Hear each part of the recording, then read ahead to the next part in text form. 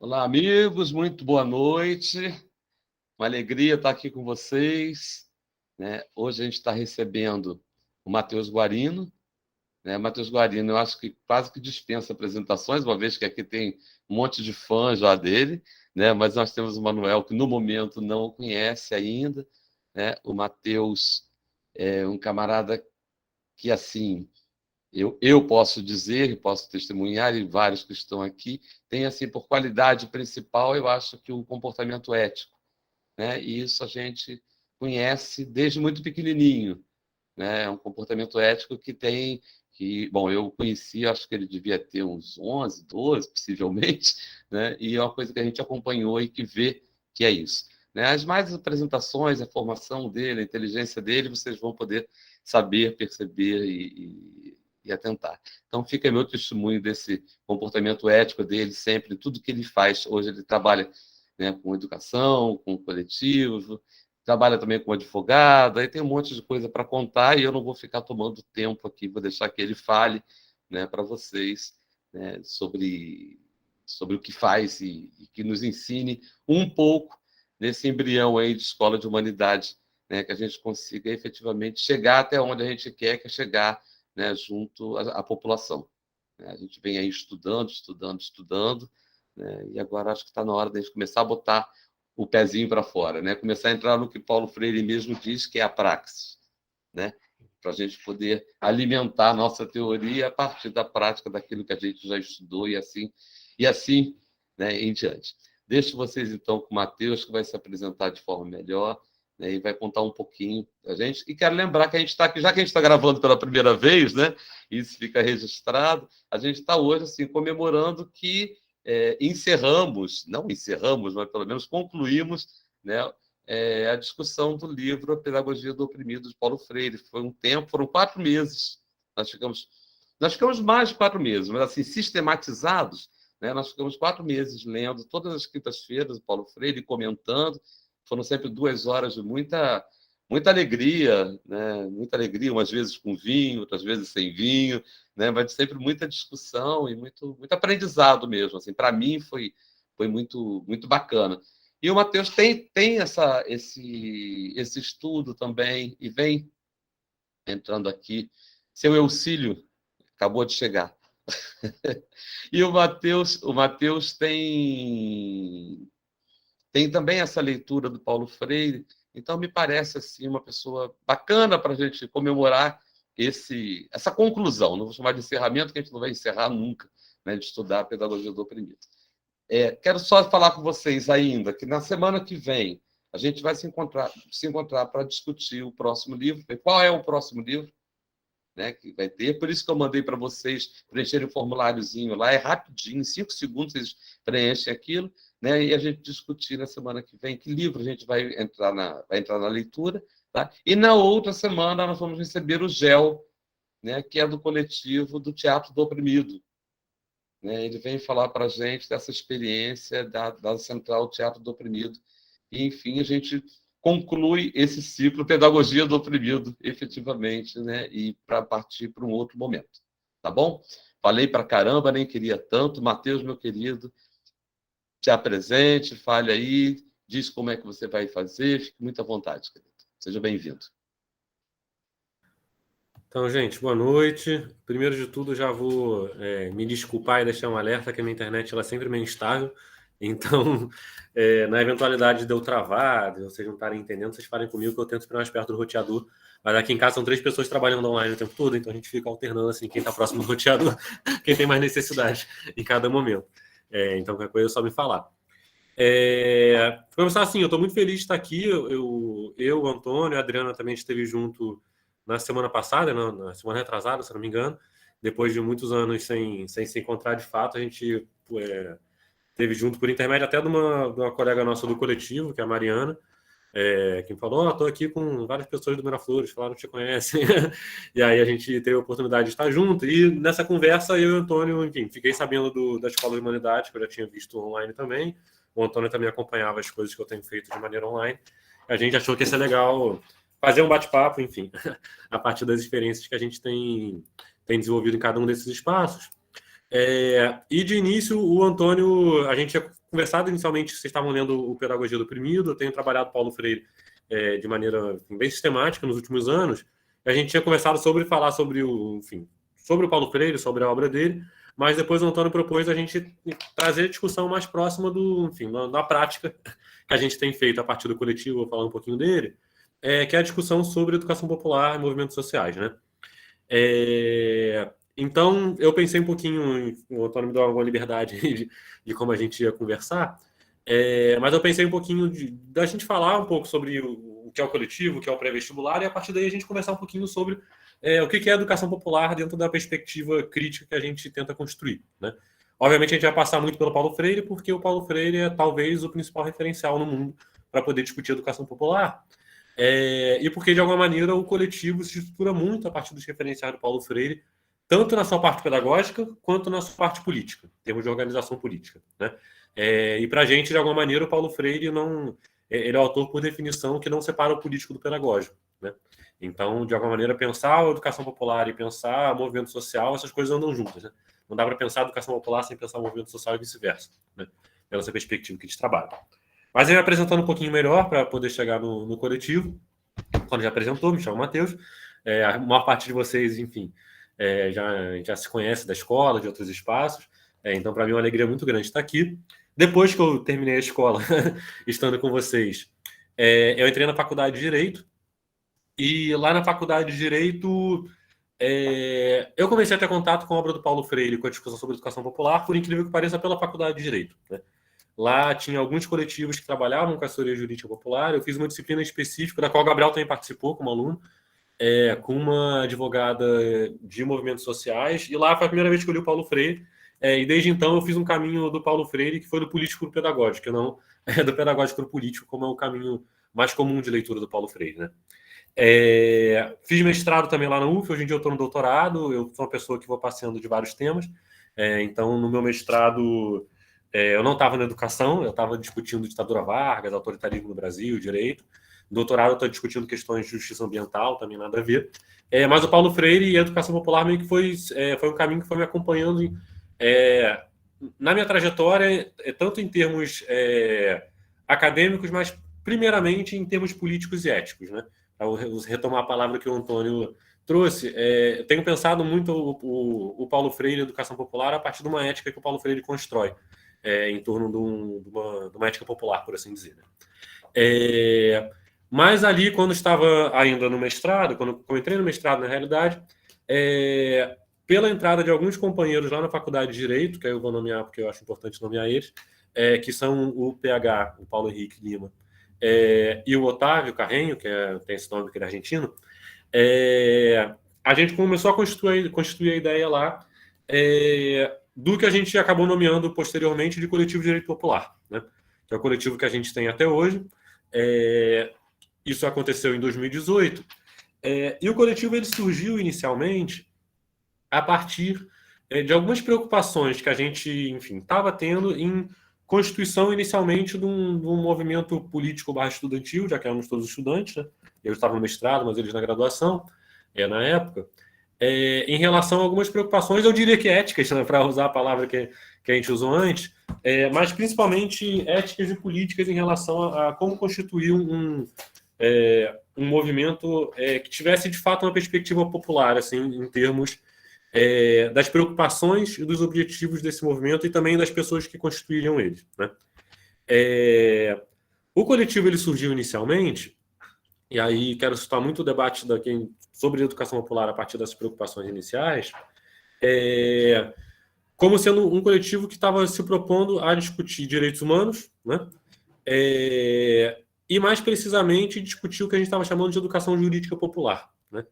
Então, como que defender direitos humanos e, de alguma maneira, nos termos que a gente usava na época, organizar sujeitos periféricos na defesa dos direitos humanos, estava relacionado para usar uma expressão bem simples, a conhecer o direito para poder praticar o direito, né? Então, como o conhecimento básico dos direitos, da forma de acessar eles, e, de alguma maneira, da forma de reivindicar e lutar por eles, era um pressuposto na discussão sobre direitos humanos, né? Então, o coletivo inicialmente surge com essa ideia de uma preocupação numa educação jurídica popular, e nesse meio de caminho a gente tem a ideia, no meio de caminho, no início de caminho, de pensar um pré-vestibular social dentro da faculdade de Direito. Então, muitos movimentos sociais se organizam a partir de pré-vestibulares sociais. Para quem conhece um pouquinho das trajetórias dos prés, assim, em especial o movimento negro no Brasil, em especial aqui no Sudeste, né, Rio de Janeiro e São Paulo, mas também no Brasil inteiro, foi meio que pioneiro na prática dos pré-vestibulares sociais aqui no Brasil, com uma forma de, enfim, trazer a periferia ou a população negra para dentro das universidades, mas trazendo para dentro das universidades a partir da formação no conhecimento crítico, né? E a gente, na mesma linha, começou a pensar enquanto a formação no pré-vestibular podia ser o caminho para o tipo de política e o tipo de sujeitos que a gente queria constituir, sujeitos políticos, né, que a gente queria estar trabalhando e constituindo a partir do coletivo, né? Então, em 2018, a gente funda o pré-vestibular social Dr. Luiz Gama, e aí o nome Dr. Luiz Gama, eu vou voltar a ele, porque é um nome que eu acho que tem algum simbolismo dentro da preocupação do que a gente entende enquanto educação popular, enquanto movimento social, né? Mas a gente funda em 2018 o pré-vestibular social Dr. Luiz Gama, e ele cresce de maneira muito rápida. Então, já em 2018, a gente começa o ano meio que no improviso, assim, de pessoas que tinham alguma experiência ou não tinham experiência com outros trabalhos desse tipo, já com 300 alunos, né, dentro da faculdade de Direito.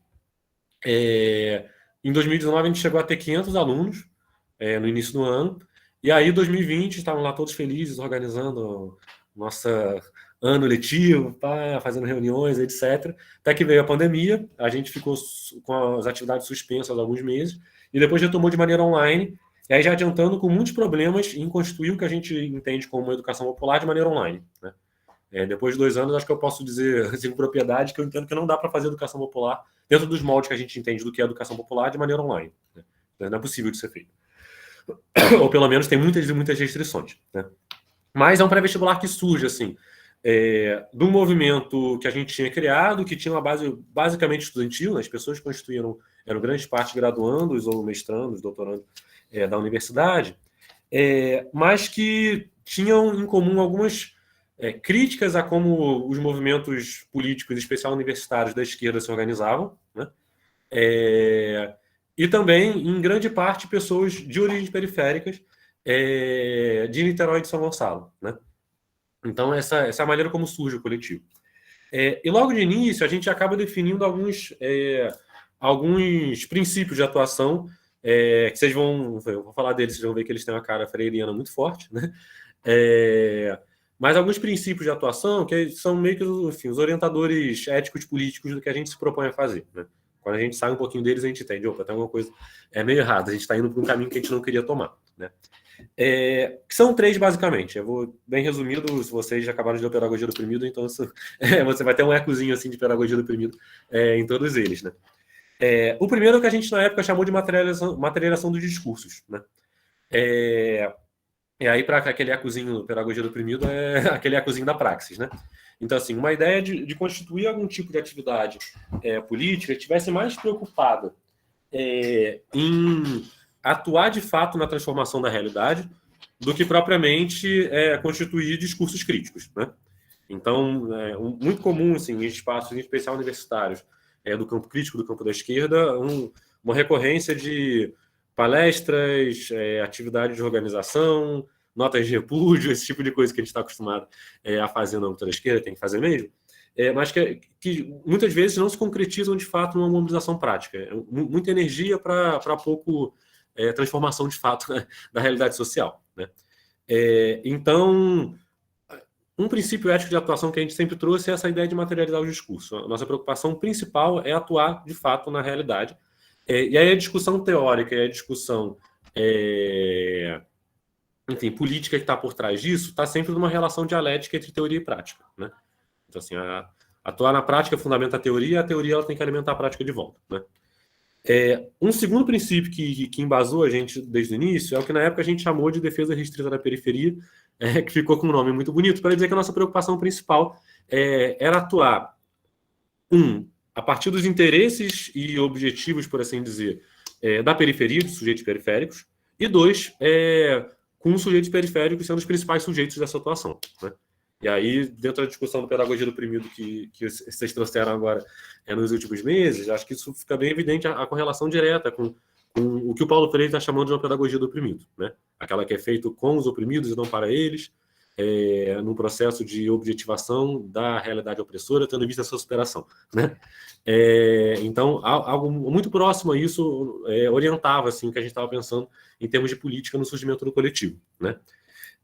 Em terceiro, que está muito ligado também a essa ideia de uma perspectiva periférica, né, como a gente tem chamado, um princípio político tanto de teorização quanto de atuação interseccional, né? Então, ao contrário de outros coletivos com preocupações muito semelhantes à nossa, ou de outros pré-vestibulares também muito semelhantes à nossa, a gente não tinha um recorte, uma delimitação específica de negros e negras ou pessoas pobres, como se coloca muitas vezes nesse espaço, mas a gente queria construir uma política e queria construir um espaço que se pressuposse teoricamente e praticamente numa preocupação de uma relação entre, enfim, questões de raça, questões de gênero e questões de classe, né? Tanto em relação aos sujeitos que constituíam, quanto na compreensão que a gente tem de fato das opressões da realidade social, né? Então, a perspectiva interseccional meio que estava diretamente ligada a essa perspectiva periférica. Para a gente, tem muitas maneiras de ser periférico e a gente, de alguma maneira, quer construir uma política que pense a partir disso, né? Das várias maneiras que existem de ser periféricos e ser periferizado, por assim dizer, né? E dentro disso tudo, enfim, dentro dessa compreensão do que a gente tem pensado a partir de uma política periférica, da educação popular nesse sentido, a gente queria também constituir um pré-vestibular social, enfim, um movimento de educação popular que pensasse também um local de conhecimento que fosse periférico, né? Então, tanto que permitisse que a periferia, por assim dizer, estivesse nos espaços formais, essa ideia em geral do pré-vestibular social, né? Botar gente pobre, gente preta para dentro da universidade, né? Mas, pelo contrário, também, que entendesse os locais de produção de conhecimento periféricos como fontes teóricas também, né? Então, pensar, por exemplo, o que a gente sempre volta, o Racionais, a música popular, todos os espaços de produção de conhecimento da periferia, de fato, como espaços de teorização, né? Que fundamentam a nossa prática. E é nessa perspectiva, de alguma maneira, que a gente pensa originalmente o coletivo e o pré-vestibular Dr. Luiz Gama, né? O coletivo, aos poucos, ele foi caminhando para uma segunda frente de atuação, como ele foi constituído na Faculdade de Direito. Na maior parte, por pessoas do direito, algumas delas advogadas, outras estudantes. Enfim, um cenário jurídico, por assim dizer.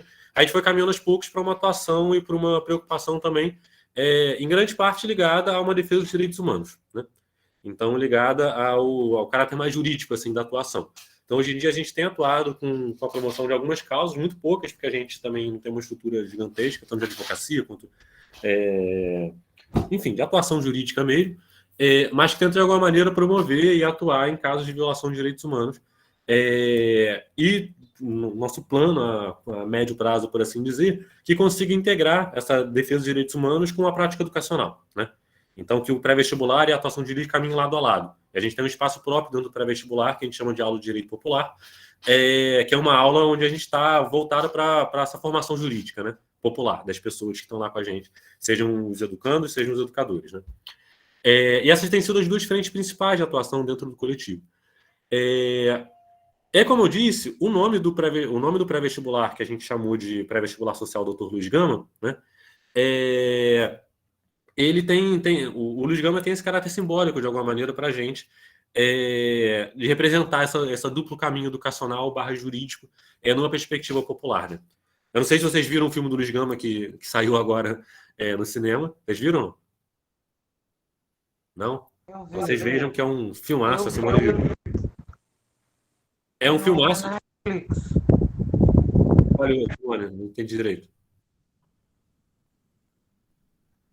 Acho que falhou um pouquinho. Mas, enfim, é um filmaço. Ele tem problemas políticos que estão ligados a uma leitura específica do Luiz Gama, mas é um filme muito bom, conta um pouquinho da trajetória dele. Mas o Luiz Gama, enfim, todo mundo conhece ele como advogado dos escravos, um homem que foi escravizado ilegalmente, ele é filho da Luísa Marin, que é uma revolucionária da Revolução dos Malês, que participou, enfim, de outros movimentos revolucionários também, mas ele é escravizado ilegalmente, ele é baiano originalmente, é mandado para São Paulo. Ele é autodidata, ele consegue aprender direito sozinho, acaba conquistando a liberdade dele nos tribunais, provando que ele estava escravizado numa condição ilegal, né? E depois disso ele vira um rábula, uma pessoa que atua nos tribunais, mas que não tem uma formação jurídica formal e nem, enfim, foi atestado como advogado por essa formação.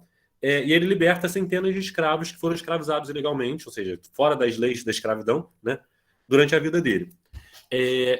Mas o Luiz Gama, nessa atuação jurídica que ele tem de encontrar as brechas da lei e criar fissuras, por assim dizer, que permitam a liberdade das pessoas escravizadas a partir dessas brechas, né? Tem duas coisas que eu acho muito importantes na biografia dele, que de alguma maneira alimentam essa concepção que a gente tem do que é um direito popular e do que é ou melhor, que é uma prática jurídica popular e que é uma prática educacional popular. Primeiro que o Luiz Gama é autodidata, né? Então, o Luiz Gama, ele constitui, de alguma maneira, um saber jurídico que ele conseguiu ser tão criativo e fazer tanta coisa do que fez pelo lugar periférico no qual esse saber foi constituído, né? Ele aprendeu sozinho a partir, enfim, dos livros do local onde ele trabalhou como escravizado, né? Porque ele era permitido de ir lá. Mas, de alguma maneira, assim, aquela virada da chave que permitiu ele ter a atuação que ele teve veio do espaço periférico do qual ele formou esse saber, né? Em segundo lugar, o Luiz Gama, isso é uma crítica que eu tenho ao filme, ele jogava o tempo todo sobre a atuação dentro da lei, né? Aquela atuação que está dentro do tribunal, reivindicando a lei para poder proteger as pessoas escravizadas, né? Os sujeitos periféricos foram escravizados, né? Mas, por outro lado, ele também era um jornalista, ele era um poeta, ele era uma figura pública que estava sempre por fora da institucionalidade, jogando com uma ameaça de revolução, né? Dizendo, opa, a revolução escrava está por vir, né?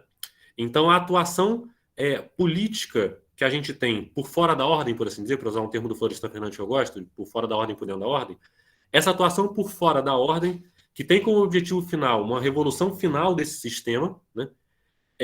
Não prescinde, não deixa de utilizar uma atuação dentro da ordem, tudo que for pertinente para a gente, né? Então, a luta do tribunal, ela, de alguma maneira, é uma parte dessa luta por uma mudança final do sistema. A gente luta dos dois lados, por assim dizer, dentro da ordem e fora da ordem. E aí o nome do Luiz Gama, dentro da faculdade de Direito, para um pré-vestibular social, de alguma maneira, brinca um pouquinho com isso, né? Então, a gente está preocupado, de alguma maneira, em trazer a periferia para dentro da universidade, para dentro da ordem, por assim dizer, para constituir o saber oficial, né? Mas a gente quer, de alguma maneira, que isso seja um espaço de organização e de formação, tanto para os educadores quanto para os educandos, para fora da ordem também, enquanto movimento social, né? E aí eu acho que a ideia de educação popular, enfim, que era meu plano nessa introdução toda, a gente conversar um pouquinho sobre isso, ela passa muito por aí, né? Então é uma educação que ela consegue se constituir dentro da formalidade e fora da formalidade, num diálogo crítico, né, entre esses dois espaços, que tem objetivos que possam ser, por assim dizer, para dentro da ordem, ou seja, para as pessoas viverem nesse mundo capitalista bizonho que a gente vive, mas que tem uma perspectiva também de organização para fora da ordem, né, para superar as contradições desse mundo capitalista bizonho que a gente vive, né? Então, a ideia de educação popular, eu acho que passa um pouquinho por aí. Aí, queria entrar agora na educação popular, mas antes queria fazer um adendo que eu não fiz no início da fala, porque eu já meio que emendei a apresentação, com essa apresentação do coletivo, de como a gente pensa um pouquinho esse espaço, para falar para vocês também, vocês ficarem à vontade, né? A hora que vocês quiserem interromper, falar alguma coisa, agora, feita essa introdução inicial de apresentação, esse espaço fica mais tranquilo. Então, eu queria saber, já de início, assim, se alguém já quer falar alguma coisa, quer colocar alguma questão, alguma questão pertinente, ou a gente avança. Então, vamos nós.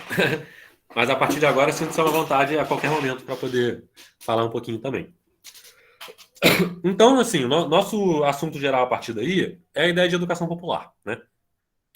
E aí eu vou propor um caminho bem freiriano, assim, de reflexão sobre palavras, né? Vocês leram Pedagogia do Oprimido, ele não faz tanto sobre Pedagogia do Oprimido, mas em várias outras obras dele ele segue esse caminho. Assim, vamos destrinchar as palavras que estão ali dentro para a gente poder para poder falar sobre elas, né? Falar sobre o que elas envolvem, né? Então, para falar de educação popular, a gente está falando de educação, né? O substantivo educação, que tem um qualificador que é popular, né? Então, a gente está falando de um tipo de educação específico, né? E aí eu acho que pensar sobre o que a gente entende quanto educação, para a gente poder pensar o que a gente tem enquanto popular e relacionar as duas coisas, né? É o caminho aí que a gente tem para poder entrar nesse tema, né? E aí, para começar primeiro falando de educação, queria, enfim, ouvir um pouquinho, assim, um qualificador, por assim dizer, de como vocês entendem assim, o que é educação, né? O que é atividade de ensinar e aprender dentro dessa palavra grande que a gente chama de educação, né? Uma pergunta. Queria ouvir vocês. Matheus, eu vou entrar aí, até porque esse é o ponto que me parece mais interessante, na verdade, né? Quando se fala em educação popular e um pré-vestibular, né? Que é uma função, um troço que tem um objetivo tão específico, né? Tão específico, e é para atender aquele tipo de demanda, né? É para botar, né, as pessoas ali na universidade. Então, os camaradas têm que estudar química, física, biologia e etc. e tal. E a gente sabe que a carga horária é muito pesada, a quantidade de matéria é muito grande e que deve ter um esforço imenso, né? Para acontecer. E eu fico pensando como é que isso pode ser efetivamente popular. Essa é uma pergunta, né? Como é que pode ser efetivamente popular enquanto educação? É possível escutar as demandas desse povo? É possível, de alguma maneira, atender, né, as demandas desse povo? Ou fica funcionando só como uma forma de furar a bolha? Né? E que eu respeito bastante, né? A história de os periféricos precisam, de alguma maneira, participar desse centro, né? Ou pelo menos mais do centro, né? Para poder, inclusive, implodir isso que aí está, né? Fazer de uma outra maneira. Não vai ser estando do lado de fora que vai se conseguir algum tipo de trabalhos. Bom, é possível também, mas enfim. Agora, efetivamente, assim, a educação feita, né, com este objetivo, né? Que eu, para ser franco, eu sempre brinquei com isso. A gente vai com educação, eu sempre falei isso nos lugares que eu coordenei, que eu dirigi. Né? A gente vai com educação até a segunda série. Na terceira série, né? Na terceira série, no pré-vestibular, na educação não. É massacre, é só porque tem que passar lá naquela desgraça. Né? Aí, no momento em que tem um pré-vestibular para atender a periferia, para colocar eles o mais próximo desse centro, eu entendo assim, como muito nobre a causa, mas eu não sei como fazer, eu não saberia como fazer isso de forma popular, né? Escutando as demandas desse povo, escutar as demandas de lá, é possível fazer isso e efetivamente aprovar em vestibular? Saca? Não sei se ficou clara minha resposta à pergunta, né? Ficou claro, mas a sua própria resposta à pergunta, ela já trouxe o elemento ali em relação à pergunta que eu tinha feito, que é o que a gente entende por educação, né? Que aí você me respondeu de alguma maneira assim, me respondeu perguntando, né? Dá para fazer a preparação para o vestibular, ou seja, ensinar português, matemática, enfim, então coisas que as pessoas precisam fazer uma prova. E fazer educação popular ao mesmo tempo, né? Ou seja, eu vou usar a palavra que você usou, né? Cabe fazer educação popular, assim, dá tempo, né? E aí, de alguma maneira, a gente entende que educação popular é uma coisa, ensinar matemática, português e história é outra coisa, né? Essa separação está colocada, né? E aí, de alguma maneira, você parece estar trabalhando. Educação é uma coisa que é aquela parte legal que a gente ajuda a formar os sujeitos críticos para o mundo, né? E ensinar essas coisas é outra coisa, né? Quando a gente está fazendo isso, a gente não está fazendo educação, né? Essa perspectiva de entender que educação é essa parte crítica, né? E ensinar esses conteúdos, né? Conteúdos, coisas que as pessoas têm que aprender a fazer uma prova, né? Não é educação, coloca na educação um grau de responsabilidade e um grau de especificidade enquanto atuação e aí estou fazendo uma leitura crítica aí uma leitura crítica a sua pergunta aí para poder responder. Que entende que a educação ela é apenas o que traz essas coisas positivas, né? Assim, a educação é o que vai emancipar as pessoas. A gente ouve falar muito disso, né? As pessoas estão... o Brasil está do jeito que está, elegendo um fascista, que as pessoas não acreditam em vacina, etc., porque falta educação, né? Ou seja, a gente melhora a educação, as pessoas vão melhorar politicamente, vão melhorar, enfim, como sujeitos no mundo, etc. A gente ouve muito falar disso, né? Só que aí a gente esquece, de alguma maneira, que a educação, ela é o que desperta a nossa consciência crítica, mas ela também é o que faz o trabalho contrário, né? Então, assim, ninguém nasce sendo racista, né? Por exemplo, né? Ninguém nasce achando que a Terra é plana. Ninguém nasce, enfim, sendo machista, né? Existe um processo de formação do qual a educação é talvez o agente principal, ou pelo menos um dos agentes principais, que formam tanto os sujeitos críticos quanto formam os sujeitos não críticos, né? E aí a gente dá esse caráter valorativo de, opa, a educação é o que, enfim, é o que emancipa, o que salva as pessoas, o que forma os sujeitos críticos, é o que liberta as pessoas das opressões, e etc. De alguma maneira esquece ou apaga, e aí estou já extrapolando muito além do que você falou, né? Esquece ou apaga que é a educação também que ajuda a reproduzir e a formar as consciências não críticas, né? A ideologia, enfim, todas aquelas formatações que a gente diz que é combater quando faz educação popular, né? E aí, nesse ponto, a educação é uma coisa muito ruim. A educação é o que forma os sujeitos para poder serem mais uma peça numa engrenagem de reprodução de um modo de vida baseado na exploração, né? Então, se a gente pensar, e aí vamos entrar, a gente pode entrar no Paulo Freire para poder falar disso, né? Aquilo que ele está chamando de educação bancária, né? Ela é bancária, mas ela é também educação, né?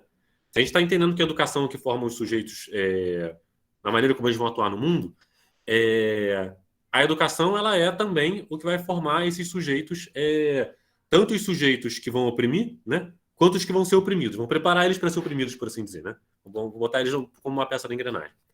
E eu acho que o Paulo Freire, né, a discussão sobre educação popular, ela ajuda a gente a dar uma virada muito importante. Eu lembrar que, por exemplo, o Paulo Freire está escrevendo na década de 70, né?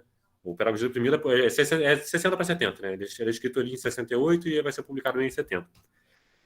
Que é um momento onde, enfim, o pensamento, em especial o pensamento europeu, o pensamento francês, estão justamente criticando essa educação, né? Pensar a escola reprodutivista, Bourdieu, Althusser, o próprio Foucault depois, tudo. Eles estão criticando como a educação ele é um elemento de formatação. Para usar as palavras do Althusser, que é o cara que eu tenho mais contato dessa galera, a educação é o que está fazendo a reprodução das relações de produção, né? Tá formando as pessoas para poder ter uma divisão social do trabalho. Então, as pessoas entram na escola, elas vão aprender as habilidades básicas que elas vão precisar a partir do nível de formação que elas vão ter acesso para poder se encaixar num posto específico na divisão social do trabalho, né?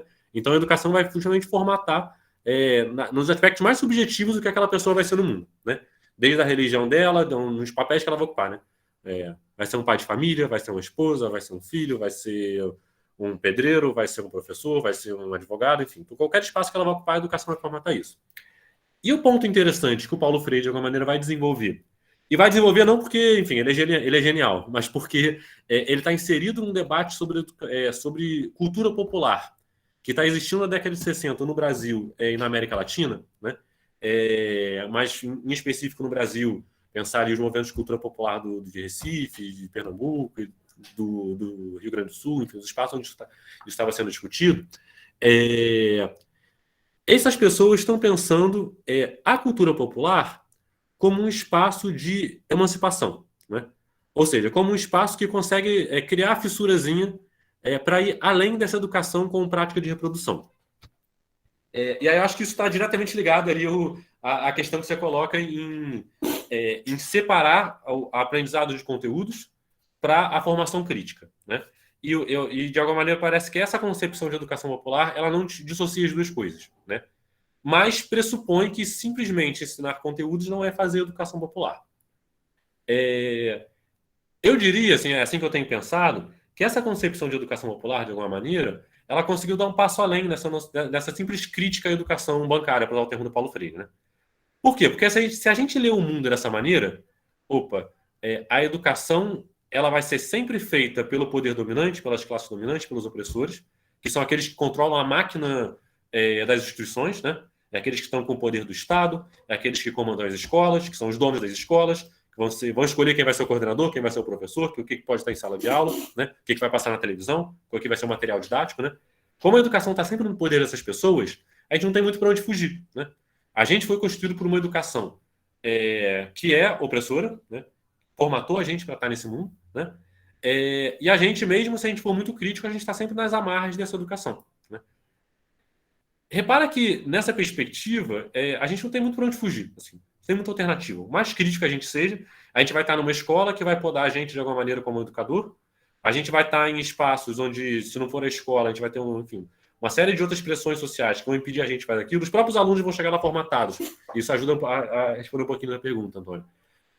Numa perspectiva de que o que eles querem ser não é sujeitos livres e emancipados. O que eles querem ser é passar no vestibular, entrar na faculdade, conseguir um emprego melhor do que eles conseguiriam se eles não estivessem na faculdade. É isso que o aluno de pré-vestibular social quer, né? Então, nessa perspectiva, assim, não tem muita escapatória. E a teoria do Paulo Freire, vocês que acabaram de ler o Pedagogia do Oprimido, em especial essa discussão está muito presente no capítulo 3 do Pedagogia do Oprimido, né? Quando ele vai falar de inédito viável, falar daqueles objetivos do círculo de cultura, né? Ele está pensando em como criar uma educação em paralelo a essa, por assim dizer, né? É uma educação que permita que os oprimidos consigam olhar para a realidade opressora, compreender as contradições que essa realidade opera e dar um passinho. Não é nem fazer a revolução, né? Mas dar um passo. Identificar quais são as situações que eles chamam de situações de limite, né? Aquelas situações que definem a situação de opressão que vai criar opressores e criar oprimidos, né? E a partir daí criar o que ele está chamando de inédito viável, né? Ou seja, aquele inédito, aquele novo que dá para fazer. Não é nosso grande sonho, mas é o que dá para fazer para o dia de hoje, né? A partir das condições históricas que nos foram dadas, né? Passei por isso tudo aí, já deu para, enfim, já passamos por uma discussão sobre educação, né? Então, a educação me parece que de alguma maneira tem esses dois aspectos, né? Um aspecto bancário de formação de conteúdos e de reprodução das relações de produção, das relações sociais. E uma outra perspectiva que se a educação forma sujeitos não críticos, ela também é o que pode formar sujeitos críticos, né? Ela que pode criar as fissuras, né? E a gente está um tempo todo nessa tensão meio que dialética entre esses dois espaços, né? Passando para o outro lado, eu falei, vou falar de educação para a gente poder falar do popular, né? Para a gente chegar na educação popular e talvez chegar na pergunta que você fez, o que é ser, enfim, popular? Constituir um espaço que é popular, né? De alguma maneira, quando a gente fala de popular, parece que a gente está sempre pensando, enfim, em outras pessoas, né? A gente está aqui, somos todas pessoas com ensino superior, né? A maior parte de nós ou está fazendo superior ou já fez, né? E a gente fala, a gente tem que estar do lado do povo, a gente tem que construir uma educação com o povo. E aí a gente fica assim, a gente não faz parte, assim, a gente não é o povo, né? Existe um espaço que é o povo, que não é a gente, né? E a gente está o tempo todo se colocando o desafio de como estar ao lado do povo, né? E, enfim, dentro dessa questão, a gente está identificando, enfim, outros sujeitos que não são a gente enquanto popular, né? Então, constituir educação popular não é constituir a educação que a gente faz, por exemplo, na escola que a gente trabalha, né? Esse é um pressuposto da discussão que a gente está tendo sobre educação popular, né? Quando a gente está lá na escola dando aula de matemática, a gente não está fazendo educação popular. Faz educação popular quando a gente está fazendo outra coisa, né? E, de fato, se a gente for pensar, por exemplo, na pedagogia do oprimido, né? Lá no finalzinho do capítulo 1 do Pedagogia do Oprimido, ele fala algo próximo disso, né? Então, olha, a gente pode pensar uma educação que ela é uma educação da revolução, né? Ou seja, a gente tomou o poder do Estado e, a partir daí, a gente pensa como vai ser a educação do nosso novo Estado, seja qual o atributo que a gente queira dar para ele, nessa nova sociedade que a gente está criando, o homem novo, né? Mas o que a gente está chamando de pedagogia do oprimido, ela não é isso. Ela não é a educação que tomou o poder do Estado e está constituindo uma nova educação. Ela é uma educação a partir das condições históricas que nos foram dadas, né? Que se preocupa em constituir uma contribuição pedagógica para a organização dos oprimidos no seu processo de libertação, né? Então, ela é feita antes da revolução, ela prepara a revolução, né? Ela prepara a mudança, né? Ela não é para depois da mudança. E aí, depois da mudança, ela fará e se refará, né? O termo que ele usa, né? Vai ser outra coisa que a gente não pode prever, né?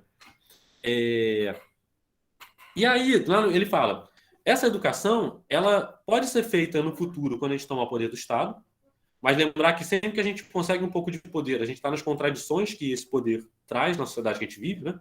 Enquanto a gente não muda o sistema. Então, ela é feita prioritariamente fora dos espaços formais, né? Então, a educação popular, de alguma maneira, ela é feita fora da escola, né? Fora da escola regular. Pensar o que o Paulo Freire está fazendo, ele estava trabalhando com um trabalho de alfabetização de adultos, depois de reforma agrária, né? Fora da escola. Inclusive, muitos autores do campo crítico, esquerda, marxista, etc., criticam muito Paulo Freire por falar disso. Assim, opa, isso é muito legal, né? Mas quando a gente fala disso dentro da escola, né? Como no emprego que a gente tem, né? E aí ele vai ter reflexões sobre isso mais para frente que eu acho que são interessantes para essa discussão sobre pré-vestibular social e educação popular, né? Quando ele vira, por assim dizer, o burocrata, né? Quando ele vira o secretário de educação lá em São Paulo. Mas então aí o popular fica. O popular é algo que está fora da institucionalidade, fora da escola, fora dos espaços formais, é construído por outras pessoas, que a gente entende como pessoas que não tiveram acesso a esses espaços, né? E aí o popular vira sempre um objeto da nossa reflexão e da nossa atuação, né? A gente acaba tornando o popular um objeto, né? Algo que está fora da nossa subjetividade, né? Nós somos os sujeitos e o popular é o objeto desse espaço. E aí você lê o Pedagogia do Oprimido e vê que ele está falando justamente o contrário, né? Pensar de alguma maneira uma política popular, ela pressupõe que o povo seja um sujeito histórico, né? Ou seja, que os oprimidos eles saiam das suas condições de objetos e passem a ser sujeitos. E, nas próprias palavras do Paulo Freire, não dá para você entrar numa relação sendo objeto para depois se tornar sujeito, né? Então, o passo 1 dessa educação, enfim, qualquer movimento se pressupõe como popular, é que os populares, né, o Paulo Freire diz os oprimidos, né, sejam os sujeitos dessa relação. Isso impede que aqueles que, enfim, por algum motivo não estejam entendidos enquanto oprimidos ou enquanto populares façam parte dessa relação também, né? E aí pensar discussão clássica ali do freirianismo, né? Relação entre intelectuais e povo, né? Entre intelectuais oprimidos, né? Não impede de alguma maneira, mas pressupõe que cada um saiba de onde veio, né? Saiba o seu espaço, né? Qual a relação que o professor, pode falar, tá? Professores, intelectuais, etc., tem nessa relação com a constituição do movimento popular. O meu comentário é que eu acho que assim, eu acho que nesse aspecto a gente está vivendo um momento bom, um momento, não, a gente vive desde sempre, né?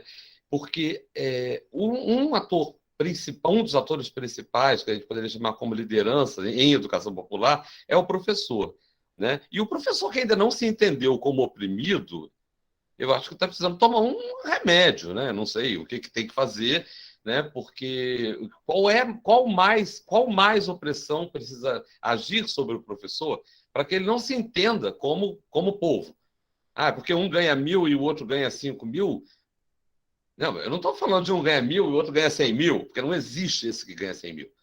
Eu estou falando que um ganha 1.000, o outro ganha 5.000. Tá bom, tem um que ganha 10. Caraca, isso é uma loucura. 10 é uma loucura. Então, a gente teve agora, recentemente, essa semana, a história do salário de um camarada auditor, iniciando a auditoria lá no Senado, ganha muito mais do que o professor universitário topo. Saiu agora uma publicação sobre isso. Então, eu acho assim, o papel do professor, enquanto educador popular, eu acho que é fácil de entender como liderança popular, e eu estou falando de liderança freiriana mesmo, né? De estar ali, porque senão tem alguma coisa errada, né? O camarada hospedou ali o opressor mesmo de forma grave demais, né? Então, eu acho que é possível isso. A minha questão, mais coisa é a seguinte: entendo também que não dá para fazer uma educação libertária dentro dos espaços formais. Não, é quase impossível que isso aconteça, porque os espaços formais estão ali para coisa. Mas, especificamente, Matheus, eu fico pensando o seguinte: essa função tem um objetivo muito de atender uma coisa do sistema. Esse é o ponto, né? Que tá, eu acho assim, entendo que o professor esteja entendido como oprimido, que ele faça parte desse grupo, que ele não está entendendo ali o aluno como objeto dele, que ele está ali, está junto, né, efetivamente com aquilo. Cara, eu sei mais matemática, a gente precisa furar aquela bolha para parar, né? Mas eu não consigo assim perceber. Há um objetivo claro nisso, As demandas populares, as demandas de ver, né, que tipo, freirianamente mesmo falando, né, verificar qual é a demanda que aquele povo tem, verificar, a demanda já está demarcada, a demanda tem que passar no vestibular, né? Eu fico pensando que deve ser difícil isso. Eu não consigo entender bem isso, como fazer, sem cair na mesmice, que o camarada tem que fazer tantos pontos no Enem para poder concorrer com não sei quem. né? Antônio, e aí eu acho que essa questão sobre a demanda popular, eu acho que ajuda a entender um pouquinho sobre o que eu entendo que na perspectiva, eu não vou dizer só freiriana, na perspectiva, eu tenho tentado ler os outros autores do mesmo período, né, dos movimentos de cultura popular ali no qual o Paulo Freire estava inserido. Né? A perspectiva de educação popular que eles estão trabalhando tem algum grau de criticidade também em relação a essas demandas populares. Por que isso? A gente, enfim, fez um trabalho já crítico ali, o professor de alguma maneira faz parte do povo, eu acho que ele não está nas mesmas condições, enfim, não é o mesmo povo, não é o mesmo oprimido, né? Do qual os alunos são, certo? Eu acho que esse caráter interseccional da obra do Paulo Freire é importante também, assim, ele tenta criar uma categoria que entenda, enfim, diferentes tipos de opressão, né? Nas situações onde você é oprimido num lugar e opressor no outro, por exemplo, né? Por participar de estruturas diferentes. E aí, só para resgatar a piada que você fez ali do cara ganha R$ 1.000, do cara ganha 100 mil, em algum momento ele fala do oprimido de classe média, né? Vou passar para vocês, não é? Do oprimido de classe média, né? É aquele cara que acha que ele pertence à classe dos opressores, né? Tem uma piadinha sempre rolando quando está discutindo reforma tributária, né? Taxação de grandes fortunas, e tem aquele cara ali que acha que taxação de grandes fortunas vão confiscar o salário de R$ 5.000 dele, entendeu? Você não tem uma grande fortuna, né? Então, de alguma maneira, enfim, entender esses diferentes espaços que a gente está, eu acho que faz parte da discussão sobre educação popular. Mas aí, dentro da questão específica do pré-vestibular social, é isso. Qual é a demanda popular que, de alguma maneira, existe no pré-vestibular social? Ou seja, aquelas pessoas que a gente está entendendo como sujeitos periféricos, né? Qual é a demanda específica que eles têm quando eles procuram pré-vestibular social quando estão ali com a gente? É passar no vestibular, né? Eles querem aprender matemática, querem aprender português, querem ter as competências, né, os conhecimentos básicos que eles precisam para poder fazer uma prova e ingressar na universidade. Né? Então, assim, em teoria, atender a demanda popular no pré-vestibular é passar conteúdo. Né? Não é organizar criticamente as pessoas para se tornarem sujeitos emancipados e construírem, enfim, alterações concretas na realidade social. Né? Isso não é demanda popular. Né? Mas, de alguma maneira, todos esses movimentos, eu entendo que o Paulo Freire também passa por aí, ao partir do pressuposto de que só enquanto sujeitos históricos, ou vou voltar um passo antes, né? Que a separação entre opressores e oprimidos está baseada na desumanização e da retirada do caráter de sujeito dos oprimidos, seja, aquelas pessoas não se enxergam como sujeitos históricos, e o que é um sujeito histórico? Paulo Freire, né? Alguém que tem a capacidade de ser mais. O que é ser mais? É poder, você tem aquela coisa bem existencialista, né? O seu livre desenvolvimento. Mas, mais precisamente, é alguém que tem condições reais de alterar a realidade do mundo. Né? Isso é um sujeito histórico. É alguém que atua como sujeito, né? Que pratica verbo, praticação. Né? Enquanto um objeto não, ele é simplesmente a ação dos outros. Né? Então, de alguma maneira, entender o que é um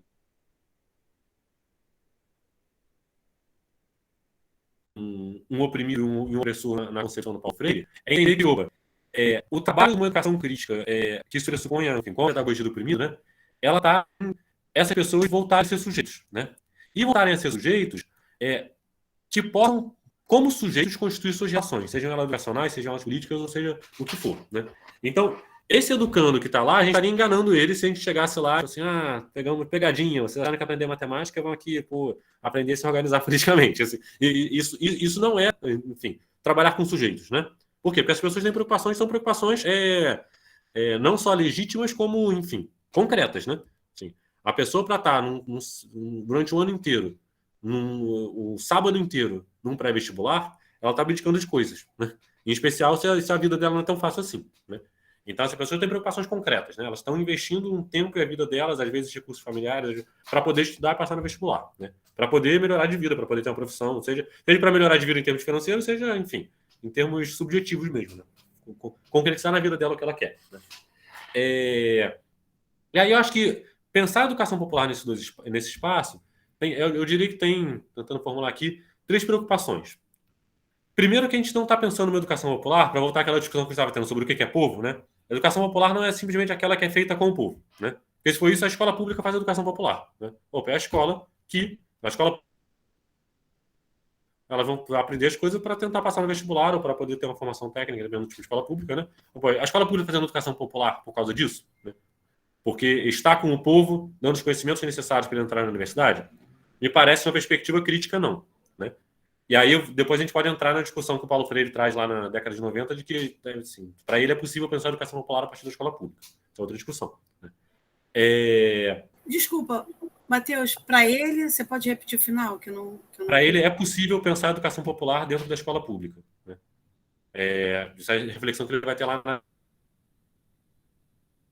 ele vai ser secretário de educação, né? Mas, enfim, meramente estar com o povo, né? O povo participa daquilo que é popular, né, dentro dessa concepção, né? Vocês estão me ouvindo, não? Travou todo mundo para mim. Às vezes trava um pouco. Eu estou pensando em desligar a minha câmera, mas não, então não é a minha, não, né? Acho que deve ser a minha internet. Deixa eu falar isso. Às vezes trava um pouco, Matheus, mas depois, quando retoma, a gente não perde a sua fala, não. Uma acelerada, então tudo bem. Aí a gente perde. Mas, não, enfim, show de bola. Se tiver conexão melhor, claro. Então, assim, de alguma maneira, fazer educação popular não é isso, não é simplesmente estar com o povo, né? Tem uma discussão que é muito boa, e o Paulo Freire referencia esse cara, que é o Carlos Estevam, que tem um livrinho, enfim, sobre educação popular, que foi publicado na época e nunca mais reeditaram, que ele vai propor de alguma maneira o seguinte, ele fala o seguinte: ela é um encontro dos espaços de produção, a educação popular não, desculpa, a cultura popular, sobre cultura popular, sobre os espaços de produção de cultura do povo, junto com uma teorização que geralmente é feita por intelectuais, né, que estão junto com o povo nesse processo, né, que constituem aquilo que ele está chamando de, eu gosto muito desse termo que ele usa, o Paulo Freire de alguma maneira constituem o que ele chama de uma reforma revolucionária, né? Pensando na cultura popular enquanto uma agência política, né? O que é reforma revolucionária? Não é nem reforma nem revolução, né? Não é nem uma manutenção meramente da sociedade que a gente vive melhor, né? Vamos dar mais direitos trabalhistas, esse tipo de coisa, mas também não é uma revolução no sentido de pegar em armas, né? É algo que tenta constituir as condições para uma mudança, né? É isso que ele está chamando de cultura popular, essa ideia, né? E aí, repara só, a educação popular, nesse sentido, ela não é meramente um trabalho com o povo, né? É um trabalho, enfim, com os oprimidos, para atender as demandas deles, né? Porque atender as demandas deles, de alguma maneira, também tirar a condição de sujeito, né? Eles vão lá, procuram a gente entrega o que eles têm como demanda, né? E, de alguma maneira, eu entendo que isso não é educação popular dentro dessa perspectiva crítica, né? Inclusive, muitos pré-vestibulares, eles se pressupõem fazer isso, né? O que não é um problema. Se for lembrar a discussãozinha lá do capítulo 1 do Pedagogia do Oprimido, me parece que cai naquilo que o Paulo Freire vai criticar enquanto um assistencialismo, né? Assim, no sentido de simplesmente ter demandas. Se eles estão reivindicando isso, a gente vai entregar isso, né? Não, me parece que não é por aí a construção de uma educação popular nesse sentido que a gente está querendo pensar. Dei uma voltona, mas retomando, o que é a educação popular, então, nessa perspectiva? De alguma maneira, ela atende a interesses, por assim, a preocupações no sentido mais subjetivo, né? O que a gente entende enquanto um objetivo desse espaço, né? Tanto, entre aspas, do povo que está lá, né? Pensar nos estudantes, as pessoas que constituem aquele espaço, né? Os educadores, né? Então, existe algum grau de diálogo e de construção de objetivos em comum para aquilo ser um espaço de educação popular nesse sentido, né? E aí, a gente está lá trabalhando de graça. Enfim, o que vocês estão fazendo isso? Tem muita aluno que pergunta, né? O que vocês estão fazendo isso? Vocês ganham para estar aqui? Vocês recebem? A universidade paga vocês? Não, a universidade não paga, gente. Mas, de alguma maneira, a gente está lá porque a gente acredita que aquilo é um espaço de transformação social, né? E o nosso pressuposto com os estudantes, eu acho que isso talvez seja um diferencial do espaço que a gente constitui, a gente brinca que a gente constitui que a gente chama de pedagogia do papo reto, né? Papo reto no sentido mais explícito, é botar as coisas na mesa, né? Olha só, isso aqui é um espaço do movimento social que tem tais objetivos, né? Esse aqui é a política que a gente toca, a gente acredita nessa coisa, a gente tem tal projeto de universidade, tem tal projeto de sociedade. A nossa aula inaugural com os estudantes é isso, né? É uma aula inaugural para a gente poder explicar como é que vai ser o pré, que horas eles vão entrar, que horas eles vão sair. É para deixar claro quais são os princípios e objetivos políticos do coletivo de direito popular, né? E como é que a gente enxerga o pré-vestibular social do Dr. Luiz Gama dentro desse espaço, né? Por que para a gente isso é muito importante? Para que as pessoas eles possam estar lá enquanto, enfim, sujeitos que querem estar lá, né? Então, compartilhando esse objetivo. Uma vez tendo compartilhando esses objetivos, possam também trazer quais são, enfim, suas preocupações, entendimentos e demandas a partir deles, né? Ou quais são seus objetivos também, né? Na constituição do espaço político. E como é que a gente tenta amarrar isso em termos de organização do espaço, por assim dizer? Obviamente, a gente tem aulas de tudo, né? Que um pré-vestibular precisa ter. Então, a gente tem aula de matemática, aula de português, tem aula de todas essas coisas, né? E aí, um dos problemas da pandemia, enfim, de ter aula online, é que a gente não conseguiu, de fato, construir esses outros espaços, né? Então, primeiramente, obviamente, tem uma discussão transversal ali em termos de currículo, em termos de conteúdo, em termos de preparação das aulas, que a gente entende que esse espaço também tem que ser espaço de formação crítica, né? Então, se a pessoa está tendo uma aula de história, ela não pode ser meramente uma aula de história conteudista, isso tem que passar de alguma maneira com uma construção de uma perspectiva crítica de sala de aula, né? Então, em termos pedagógicos, enfim, em termos de currículo, assim por diante. Mas a gente tem dois espaços de formação dentro do pré-vestibular, que são espaços curriculares, por assim dizer, ou seja, o pressuposto é que quem está lá estudando vai participar desses espaços. E nossa ideia é também que os professores participem desse espaço, né? Mesmo que não seja o horário dele, assim, por assim dizer, né? A pessoa de matemática vai estar nesse espaço também. Essa é a ideia, né? Que são a aula de direito popular, que eu já passei um pouquinho, enfim, que a gente entende de alguma maneira que a construção desses conhecimentos jurídicos /políticos sobre a institucionalidade, né? Eles são um elemento importante de constituição de luta, né? Luta no sentido mais movimento social do termo, né? Estar nos espaços reivindicando direitos, batalhando por direitos, ou tirando gente da cadeia, seja o que for, que envolve essa luta, né? E a gente tem um segundo espaço, que é o círculo de cultura, né? E aí, vocês acabaram de ler o Pedagogia do Oprimido, a ideia é que seja algo muito próximo ao que ele, enfim, constitui como círculo de cultura. Obviamente, tem limitações pelo tipo de espaço que a gente está constituindo, né? Então, por exemplo, o círculo de cultura, como Paulo Freire pensa, ele pressupõe que a gente vai ter uma convivência com o espaço social em que aquelas pessoas estão inseridas. Quando a gente está fazendo um círculo de cultura com um grupo de trabalhadores rurais, né, a gente vai conviver no lugar onde eles moram, no lugar onde eles trabalham, no lugar onde tem lazer, vai, por assim dizer, viver com eles durante um certo período para poder constituir os temas geradores, assim por diante, junto de uma equipe multidisciplinar que vai ter também educandos participando dessa equipe e tudo mais. No contexto pré-vestibular social, isso é muito diferente. Por quê? Porque primeiro, a gente não está no mesmo espaço social que eles. Por mais que muitos de nós sejam sujeitos periféricos, né? Assim, boa parte dos nossos professores são pessoas periféricas que moram em favelas de Niterói, do Rio de Janeiro ou de cidades vizinhas. Então, são sujeitos, por assim dizer, no mesmo espaço social que os nossos estudantes, né?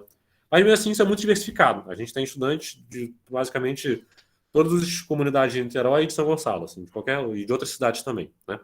Mateus, Fala, posso Paula. fazer uma pergunta, só curiosidade mesmo, só sem interromper. Como é que essas pessoas chegam a vocês? Ou vocês chegam a essas pessoas, esses alunos? Propaganda. Oi? Propaganda. Tipo, Mas agora a onde? gente está com. Rede social, basicamente, e boca a boca. Assim. Porque a gente é um espaço que funciona sem nenhum dinheiro, né? A gente teve algumas bolsas da universidade nos últimos 2 anos, a gente funciona sem nenhum dinheiro. Num contexto ideal, por exemplo, 2020, a gente tinha algum dinheirinho, a gente conseguiu botar cartazes em lugares estratégicos, assim, terminal, entrada de alguns morros, etc. Mas, no geral, é propaganda, internet e boca a boca de pessoas que já estudaram com a gente ou que são professores nossos e assim por diante, né? Então, a chegada é isso. Isso é uma questão. É dos alunos virem até a gente, né? A gente tem algo que a gente queria constituir, que muda muito a perspectiva de educação popular, que é ter um espaço numa comunidade, né? Então, a gente está com um espaço agora lá em Jardim Bom Retiro, em São Gonçalo. Para quem não conhece, ali já quase chegando em Itaboraí, né? A gente está com um espaço lá, a gente quer constituir algum tipo de trabalho lá esse ano, mas envolve ter gente indo até lá. Para quem mora em Niterói, mora no Rio, é um chão para poder chegar lá. Mas isso muda muito o perfil. Por quê? Porque a gente está, de fato, no espaço social onde o trabalho vai ser feito, né? Isso possibilita outros tipos de constituição do círculo de cultura, por exemplo, né? Ou seja, desse trabalho educacional. Mas a gente tem um público muito diversificado, né? São pessoas de várias origens diferentes, muitas vezes de várias idades diferentes, com várias ocupações diferentes, né? Que estão indo para vestibular. Então, a gente tem algum grau de limitação em relação àquele círculo de cultura ideal que está ali descrito no Pedagogia do Oprimido. Mas, de alguma maneira, e aí voltando para a pergunta do Antônio, que eu acho que de alguma maneira é o mote central dessa discussão sobre educação popular, nesse espaço que a gente faz, né? Entender que tanto educadores quanto educandos são sujeitos desse espaço, envolve que, entre aspas, curricularmente, né, na maneira em relação aos temas, ao que vai ser feito em cada círculo de cultura, em cada espaço de formação que a gente tiver, a gente vai partir, obviamente, das construções e preocupações dos estudantes que estão com a gente, né? Então, assim, originalmente, o Gabriel falou que vai ter que fugir aqui do encontro.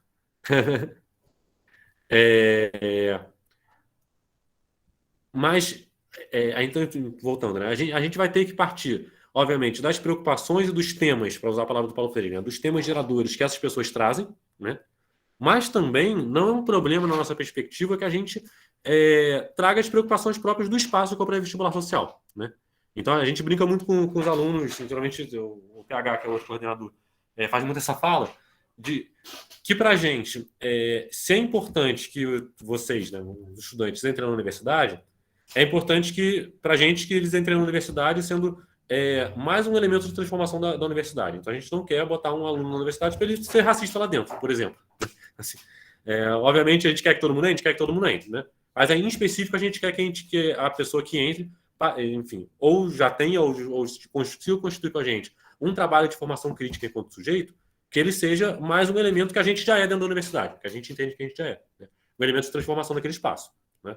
E vai ser depois no outro espaço que ele vai ocupar na vida dele. Então, de alguma maneira, a Constituição, eu diria, para responder essa pergunta também, quanto ao tempo, né? Eu acho que dá tempo. Assim como a gente consegue, numa escola particular, fazer o aluno aprender robótica, né? A gente consegue, num espaço que se pressuponha a ser de educação popular, aprender robótica, aprender a tocar violão, qualquer outro tipo de saber ou de constituição, né? A gente consegue, num espaço como esse, de fato, constituir espaços de formação crítica. E aí, de novo, elas são formação crítica para os alunos, né? Mas eu diria, isso para mim foi caindo a ficha, assim, ao longo do trabalho, né? Ao longo dos últimos, vamos fazer 4 anos de trabalho, né? 18, 19, 20, 21, não, 5 anos de trabalho. Mas também dos educadores, né? Porque a gente tem pessoas que estão com a gente a longo prazo, né? Então, pensar aí, que estão desde o início com a gente no pré-vestibular, estão há alguns anos com a gente no pré-vestibular, e que eu diria, se formaram enquanto sujeitos políticos diferentes a partir da construção desse espaço, né? Sejam porque são pessoas de classe média ou de classe alta, que não se entendiam enquanto pessoas oprimidas, ou seja que for, mas que nesse espaço tiveram aquela diversidade, aquela formação crítica, tanto teórica, mas principalmente prática, né? De estar tendo outra perspectiva de mundo, né? E levando isso para os espaços que constrói. Mas a gente tem muitas pessoas que passam e ficam 6 meses com a gente, ficam 1 ano com a gente, né? Aquele cara que é graduando de biologia e passa 1 ano com a gente, participa das formações, participa dos espaços e depois vai embora, né? Então, ou às vezes continua, mas o negócio esse é espaço de formação também para esses outros sujeitos, né? Então, de alguma maneira, fazer a educação popular nessa perspectiva, onde todo mundo é sujeito, né? Os educandos são sujeitos, os educadores são sujeitos também, os educadores também são sujeitos de formação, né? Ainda mais a gente que tem 20 e poucos anos, né? Está na universidade com 18, né? Eu estou com 28, mas... Então, me parece que constituir uma educação popular nessa perspectiva passa por aí. E aí, Antônio, eu acho que a gente tem uma... Eu não vou dizer que é uma ilusão, uma ingenuidade, assim. Talvez seja algo próximo de uma ingenuidade, que quando a gente lê o Paulo Freire, me parece que fica muito óbvio quando a gente lê o Paulo Freire de, ele está de fato fazendo uma formação crítica na perspectiva de pedagogia do Primilton, né? Num processo de alfabetização, né? O Paulo Freire passa 30 dias com um grupo de trabalhadores e a gente consegue olhar para aquilo e ver, essas pessoas entraram como objetos nessa relação e saíram como sujeitos políticos, né? A leitura da palavra veio acompanhada de uma leitura do mundo e eles saíram como sujeitos agora que leem o mundo, dão interpretações para o mundo e conseguem atuar sobre ele, né? Se a gente consegue visualizar de maneira muito clara como em 40 horas dá para fazer isso com adultos que não sabem ler, né? Eu acho que a gente consegue entender em como 1 ano a gente consegue fazer isso com, enfim, adolescentes ou jovens, né? A gente também tem pessoas, enfim, de várias idades, mas o nosso público em geral fica entre 17 e 20 e poucos anos, né? De maneira, enfim, mais prolongada. E aí, fora isso, tem um outro elemento que eu acho que ajuda a constituir isso que a gente está colocando, enfim, enquanto educação popular, que obviamente tem os espaços curriculares, assim, os espaços que estão sala de aula, por assim dizer, o círculo de cultura aí incluso, mas é uma preocupação que a gente tem tido, e não vou mentir, eu acho que isso é muito difícil de fazer. Por exemplo, a gente conseguiu, entre aspas, ganhar poucas pessoas ao longo desse tempo que estudaram com a gente, depois vieram militar com a gente, por assim dizer, né?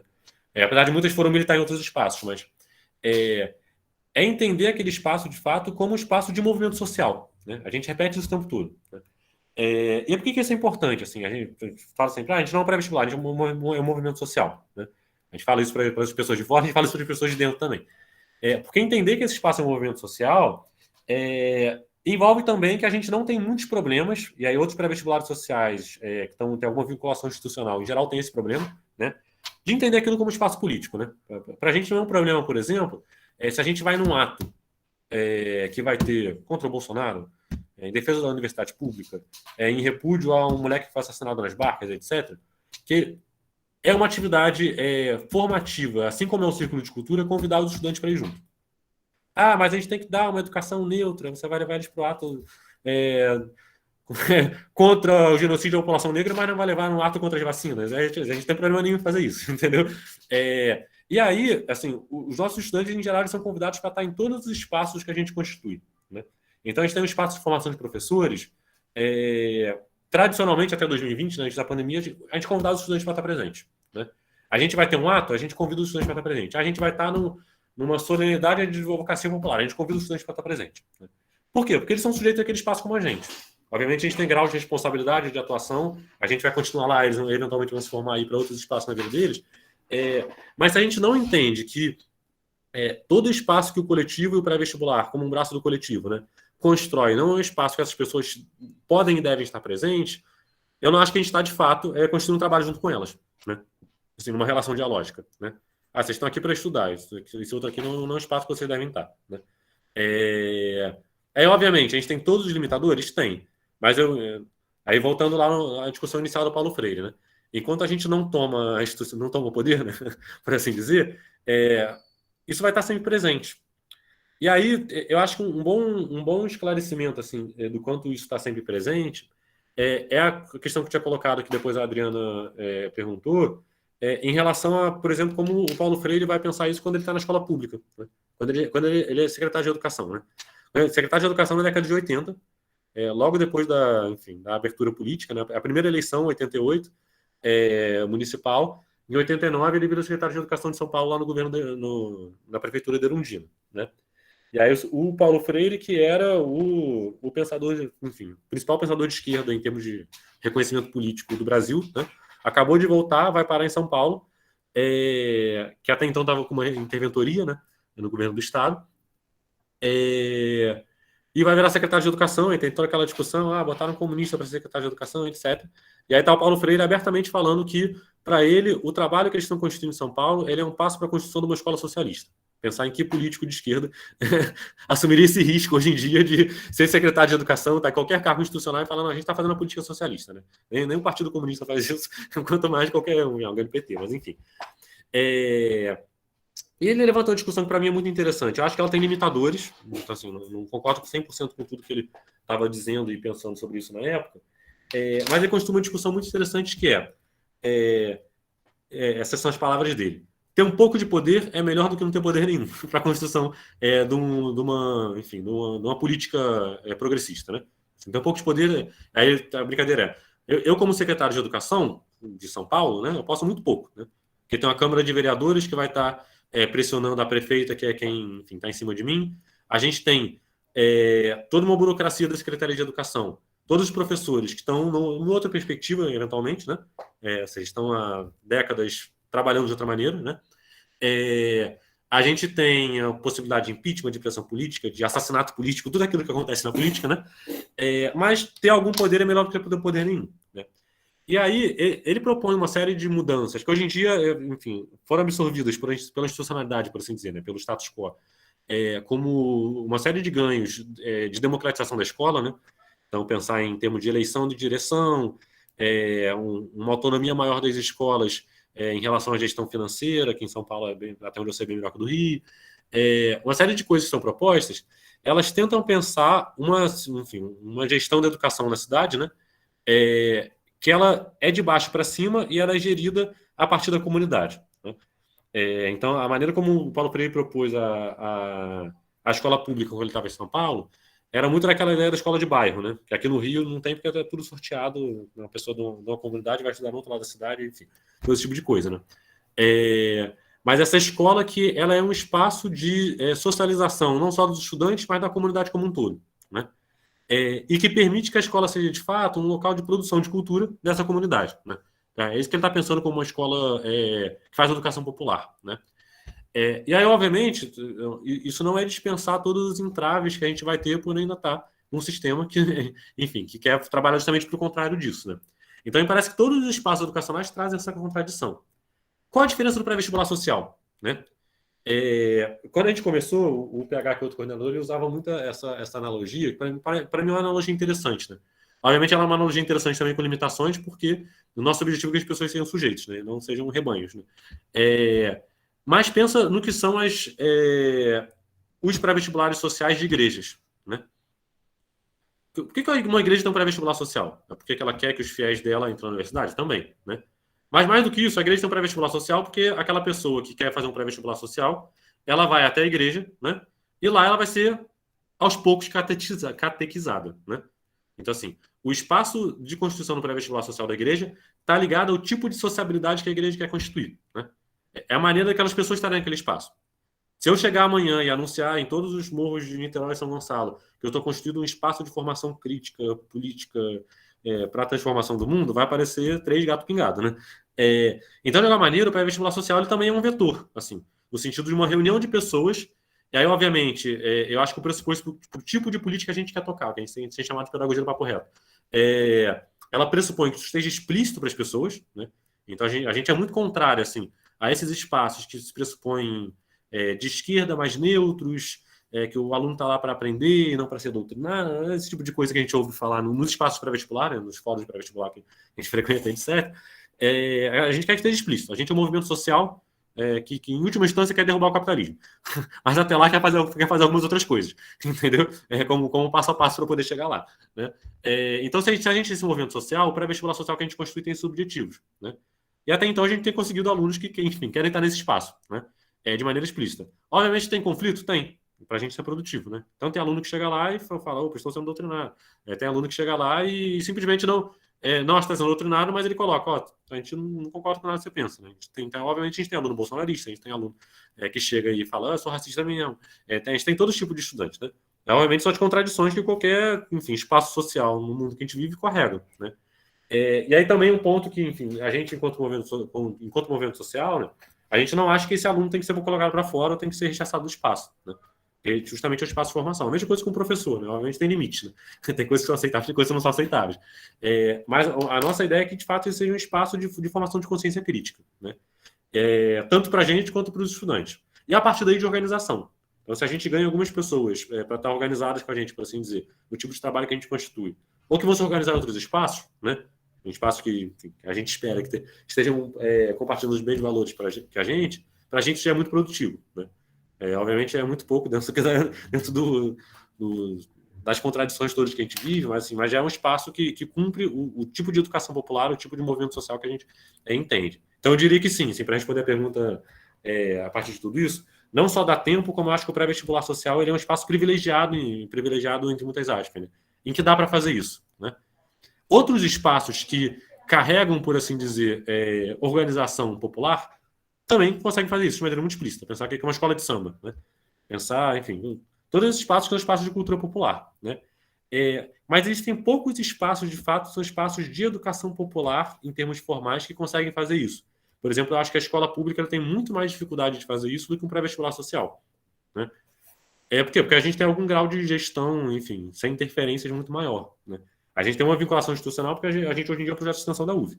Mas a gente deixa claro para todo mundo, já batendo cabeça com o pró-reitor falando isso. No dia que ele falar, opa, não concordo com o que estão fazendo, vamos fechar esse negócio, a gente vai simplesmente trabalhar em outro lugar. Vai tentar arranjar outro espaço, etc. Vai deixar de ser um projeto de extensão, enquanto a faculdade de Direito autorizar que a gente esteja lá. Que a gente surgiu sem ser um projeto de extensão, né? Primeiro o diretor autorizou a gente a estar lá, e o diretor era um cara progressista e tudo mais, que é parceiro nosso. Depois a gente virou um projeto de extensão. O dia que vocês falaram, não pode ser um projeto de extensão mais, porque vocês têm uma turma chamada Carlos Marighella, que é o nome de uma das turmas. A gente vai falar, opa, então a gente não vai ser mais um projeto de extensão, a gente vai estar só aqui dentro, enquanto autorizarem a gente. Aí o dia que não autorizarem, a gente vai seguir, entendeu? O que diferencia também muito outros espaços, né? Tem muitos pré-vestibulares sociais, por exemplo, a UF, em 2020, ela mandou fechar metade dos pré-vestibulares sociais da UF, por coisas que eles enxergavam enquanto irregularidades. Fatos de irregularidades em termos de cobrança, de cobrar dos alunos, uso de dinheiro que não sabia para onde ia, tinha as coisas muito estranhas. Mas ela mandou fechar vários pré-vestibulares. Com a gente fala, a gente é um movimento social que está na universidade, entendeu? Se um dia que a gente não puder estar, a gente vai tentar estar em outro lugar, né? Então a gente tem, acho que, um grau de coerção muito menor que outros espaços de educação popular. Falei a beça. O que mais? Olha só, eu acho que o Dinorá queria falar, não era, Dinorá? Ou foi impressão minha? A Dinara tinha levantado a mão e eu fui mal educado. Não... Eu acho que ela até saiu. Não, tá ali. Aqui. Não, tá aqui, que você abriu a câmera. Eu queria perguntar para você se tem algum tipo de apoio para o jovem que passa no Enem e entra na faculdade. Meu filho, ele foi professor de vestibular social em Macaé. E uma das coisas que ele observou foi que boa parte dos jovens que passavam desistiam no primeiro semestre. Então, ele passou por conta própria a dar um apoio para aqueles que procuravam por ele, para poder ver se conseguia. Porque passou do primeiro semestre, eles seguem. Mas o primeiro semestre da universidade é um desafio muito grande para o jovem que vem do vestibular social. Então, eu acho que é preciso ter um olhar para esse suporte inicial. Aí, para ver se vocês viram alguma coisa em relação a isso. Existe, mas não atende à demanda. E, em especial, os polos do interior têm muito mais problemas nesse sentido, como é o caso de Macaé, de Volta Redonda, assim, para falar da UF, né, que é o que a gente tem conhecimento mais próximo. Assim, existe, a universidade tem programas de auxílio. Nos campos centrais aqui em Niterói, né, tem moradia estudantil, tem o bandejão, que é 70 centavos para almoçar, 70 centavos para jantar, mas não dá conta da demanda, assim. É pensar numa pessoa de periferia que vai entrar num curso. Dependendo do curso, as coisas são mais fáceis. Pensar, por exemplo, se a pessoa entra para direito, né, ela vai conseguir fazer faculdade num turno só, de noite, né? Eventualmente, no segundo, terceiro período, ela consegue um estágio que paga R$1.000. Essa é a realidade dos estudantes de direito, mesmo de origem periférica, né? Agora, se a pessoa vai fazer arquitetura, né, ela vai entrar num curso que vai ter aulas de manhã, de tarde ou de noite, né? Ou seja, não dá para ela trabalhar, né? Eventualmente, os estágios vão ser muito menos remunerados do que, por exemplo, o estágio de direito, né? Ela vai ter que comprar materiais que são caríssimos. Então, assim, o auxílio que a universidade dá ajuda, mas não dá conta de toda a demanda. Isso é uma realidade assim, que o movimento estudantil está brigando o tempo todo, né, em termos de expansão. E, em especial nos últimos anos, né, leia-se meio do governo Dilma para frente, os orçamentos da universidade têm caído cada vez mais, né? E com o orçamento caindo, a tendência é menos auxílio e menos estrutura, né? A gente pensa auxílio em termos de dinheiro, né? Tipo, a universidade está dando dinheiro para esse aluno de baixa renda que está dentro dela. Mas isso, menos dinheiro também significa menos bolsa de iniciação científica, bolsa de extensão, bolsa de monitoria, um bandejão numa condição pior, menos vaga em moradia estudantil, tudo isso vai decaindo quando o orçamento da universidade decai. Então, existe uma estrutura da universidade para dar suporte para esses alunos, mas ela ainda é muito aquém do que deveria ser. Eu não estava nem me referindo a suporte financeiro e material, não. Estava me referindo mesmo ao aluno acompanhar as matérias do primeiro semestre. A quantidade de textos, os textos são muito densos, então eles precisam a grande parte precisa de um suporte para acompanhar. Né? O esforço cognitivo que eles têm que empenhar é muito grande e a maioria desiste porque não consegue acompanhar as matérias. Então, tem iniciativas pontuais. Assim, existe uma política pública da universidade para isso? Não existe. Existem iniciativas pontuais por iniciativa de alguns grupos estudantis ou de professores que tocam trabalhos nesse sentido. Por exemplo, eu sei que lá na Letras tem um programa de tutoria, que é o primeiro semestre, existem algumas iniciativas pontuais.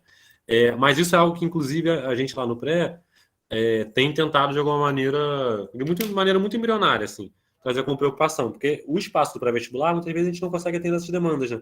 Por exemplo, um trabalho mais aprofundado de formação para compreensão de texto escrito, entendeu? Que é um dos bloqueios iniciais, assim, você entra na universidade. Você entra na universidade e você está acostumado a se preparar para escrever uma folha de papel com aquele desencadeamento lógico muito formatado, que é uma redação do Enem, né? E do nada você tem que escrever uma resposta elaborada de 4 páginas sobre 5 textos que você leu na última semana, entendeu?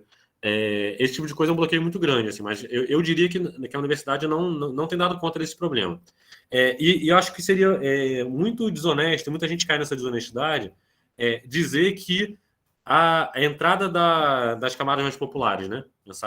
Tanto por iniciativa desses projetos como o pré-vestibular social, tanto pelo sistema de cotas, não alterou profundamente essa entrada, né? Então, assim, muitos professores universitários foram taxados como elitistas porque diziam, opa, o aluno que está entrando agora com o sistema de cotas não é o aluno, enfim, com condições que a gente tinha antes, a universidade está... isso caiu num ponto elitista, né? A universidade está caindo de qualidade por causa disso, blá, blá, blá. Só que, de fato, assim, a preparação de um aluno que no Miraflores da vida, né? Que teve acesso a um repertório cultural, tinha livro em casa, tinha, enfim, condições de estudar, tinha uma série de condicionantes para comparação de um aluno, como é muitas vezes o nosso pré-vestibular, que trabalha a semana inteira, né? Não tem tempo de estudar de verdade. Às vezes teve pouco acesso a ler um livro inteiro na vida, entendeu? As condições desse cara, quando entra na faculdade de Direito, né, que vai ter que ler 1 milhão de livros diferentes para fazer uma prova, é muito diferente, né? É muito diferente. E aí, de alguma maneira, voltando para a discussão própria de educação popular, né? A educação popular tem que lidar com essas coisas, né? Além de ensinar os conteúdos, né, a preocupação de formar essa pessoa enquanto um sujeito que vai ter que lidar com essas questões é uma preocupação da educação popular nesse sentido, né? Assim, é muito desonesto, por exemplo, para usar um vocabulário freiriano, né, que ele fala muito de desonestidade, é muito desonesto um pré-vestibular social que vai taxar uma universidade para esse aluno irreal em relação ao que ele vai encontrar, né? A universidade é uma coisa maravilhosa, assim, eu adoro a universidade para mim é um dos espaços... tem muitos problemas com as pessoas que estão com essa crítica vazia à universidade, né? A universidade é academicista, blá, blá, blá. Assim, obviamente, essas críticas são muitas vezes pertinentes, né? Mas a universidade era o espaço próprio onde a gente consegue estar livre para pensar, assim, para aprender e ensinar, né? Isso que é a universidade em teoria. A ideia não é acabar com a universidade, né? É alterar o rumo da prosa, né? Justamente, que sim. Existe uma crítica à universidade que é muito pertinente, mas existe, por outro lado, também essa galera que vende a universidade para esse estudante como sendo o Jardim das Mil Maravilhas, assim, que ele vai entrar, ele vai ser um sujeito emancipado, vai conseguir emprego, vai poder estudar. E, assim, a universidade não é isso também, né? A universidade ela é um espaço de formação de elite. A gente não pode esquecer disso, né? A universidade é o espaço que se formam as elites para poder ocupar os postos de trabalho das elites, né? Ou para poder formar liderança, formar intelectuais, seja o que for, né? Formar aquelas pessoas que não vão ser, para voltar na discussão atrás, o povo, né? É por isso que a gente que passou pela universidade, quando está falando do povo, não se entende enquanto povo, né? A universidade é isso, né? De alguma maneira, inserir sujeitos periféricos nesse espaço, tendo em vista a transformação desse espaço, a inserção dessas pessoas também é o que tem provocado a universidade a repensar as questões, né? O que a gente está fazendo aqui dentro. Eu lembro numa discussão... Eu tenho tido contato com um coletivo da UFRJ chamado CPDEL. Um coletivo não, são professores da UFRJ que estão lá, né? Que é povo que entrou com cota e que hoje é professor da UFRJ, né? Já sem cota, né? E que dentro da universidade implode, de certa forma, essa hegemonia, né, classista, racista e etc e tal. Sofre pra caramba dentro da própria universidade. Mas antes não tinha isso. Quem chega lá é exatamente quem conseguiu furar essa bolha, né? Entrar de alguma maneira ali, que antes era um lugar, né, fechado, e ficando lá, né, produzindo mais espaço para que possa haver essa discussão, né? Então, me parece que essa ideia é uma ideia muito, muito bacana, né? Furar a bolha, ocupar a universidade. Também não tem nada contra a universidade, não. Só quero que a universidade seja uma universidade. Seja, né, transformada, né? E que seja que dê possibilidade realmente para um universo de pessoas e tal, né? E eu acho importante isso aí, né? Essa furada de vai para lá, É. entra. Justamente. É o assim, tal do aí, poder, um pouco de poder. Né? Onde não havia um pouco de poder poder. nenhum, agora tem um pouco. E aí, sim, o pré-vestibular social, de alguma maneira, obviamente, ele contribui para essa entrada, acho que contribui para a formação crítica das pessoas que estão na universidade, né? Ou seja, os graduandos que estão no pré-vestibular social. Mas nesse ponto que você colocou, João, a partir do que o Antônio trouxe também, eu ia contar uma anedota que eu lembrei. Quando teve a eleição do Bolsonaro, em 2018, né? Logo depois eu tive uma aula que era. Eu estou fazendo letras, estou fazendo outra graduação. Estou na graduação de novo. Eu tive uma aula de história da literatura com a professora, enfim. Eu gosto muito daquela pessoa meio acadêmica zona, assim. Ela é uma argentina que está lá discutindo pós-modernismo, etc. Uma professora muito boa.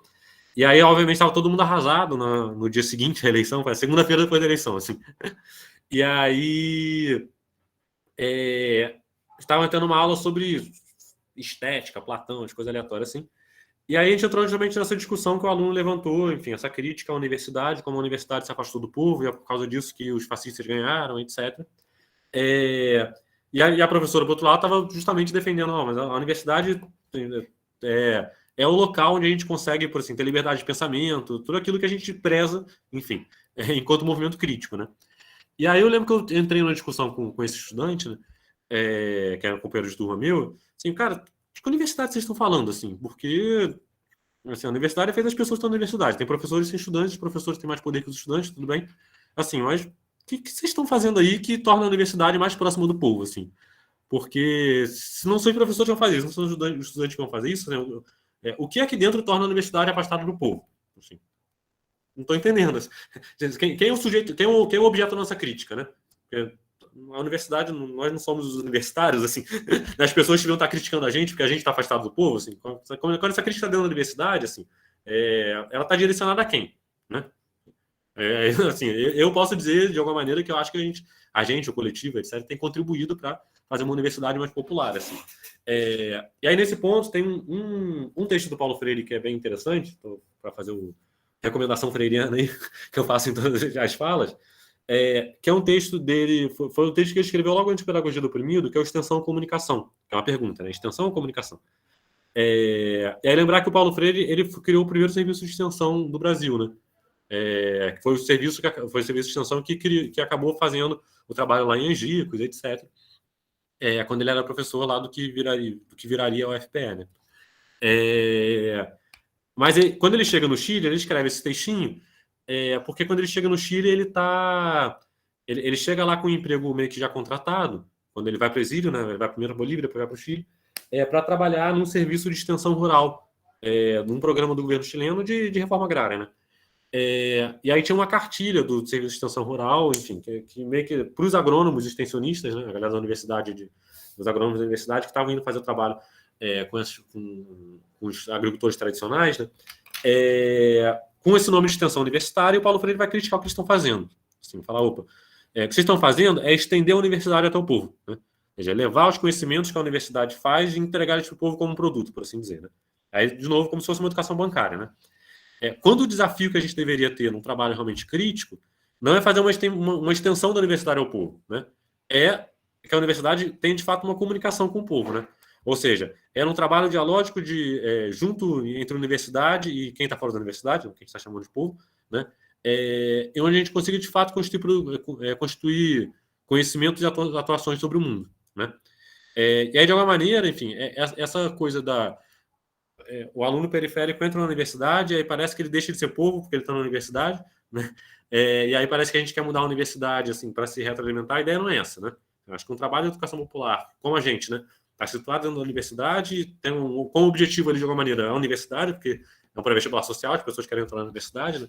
Eu acho que o nosso desafio passa, por alguma maneira, de pensar uma universidade verdadeiramente popular, né? Assim, em termos de não seja algo em que esteja refletindo e produzindo conhecimentos para o povo, mas que, de fato, tenha uma integração com a sociedade, de fato, né? Acho que passa por aí. Matheus. Simone. Uma pergunta que está desde sempre, desde que eu vi seu currículo, eu fiquei curiosa, queria te perguntar por que você foi fazer letras? O que te levou ao curso de letras? A uma nova graduação agora em letras, que é a minha paixão. Tem muito a ver com essa discussão, não, para falar a verdade. Com a discussão que a gente está tendo, o porquê eu fui para letras. A história é bem simples, na realidade. Eu entrei no direito, e aí, para quem foi meu professor, assim, sabe que eu mudei para o direito em cima da hora. E aí, quando eu estava no direito, o meu irmão, que estava aqui, né, o Gabriel, já estava na UF, ele falou: Matheus, você pode pegar aula de idiomas como eletivo, assim, aprender o idioma se quiser, que tenha sendo oferecido na universidade, você pega como eletivo e vai lá assistir. Eu fui parar numa aula de grego, aleatoriamente, assim. Falei, vou lá ver quais idiomas tem. Estão abrindo o primeiro turma esse semestre, né? E aí tinha grego, inglês, latim e acho que eram esses três só. Porque a Letras abre as turmas uma vez por ano só, né? Ou no primeiro ou no segundo semestre. E aí eu fui lá ver aula de grego, eu adorei a aula da professora, fui ficando no grego, fui fazendo as disciplinas, né? Fui aprendendo grego. E eu comecei a trabalhar em pesquisa no direito mesmo. A minha pesquisa era com análise do discurso, que é um campo de pesquisa que no Brasil está institucionalizado nas faculdades de letras, né? Então acabou que eu terminei direito, tinha feito um monte de matéria já, e eu falei, vou voltar para lá. Mas acabou que calhou, por coincidência, né? Que quando eu me formo em direito, eu entro no mestrado na faculdade de direito mesmo, né? Eu faço mestrado em sociologia de direito. A gente funda o pré-vestibular em 2018, né?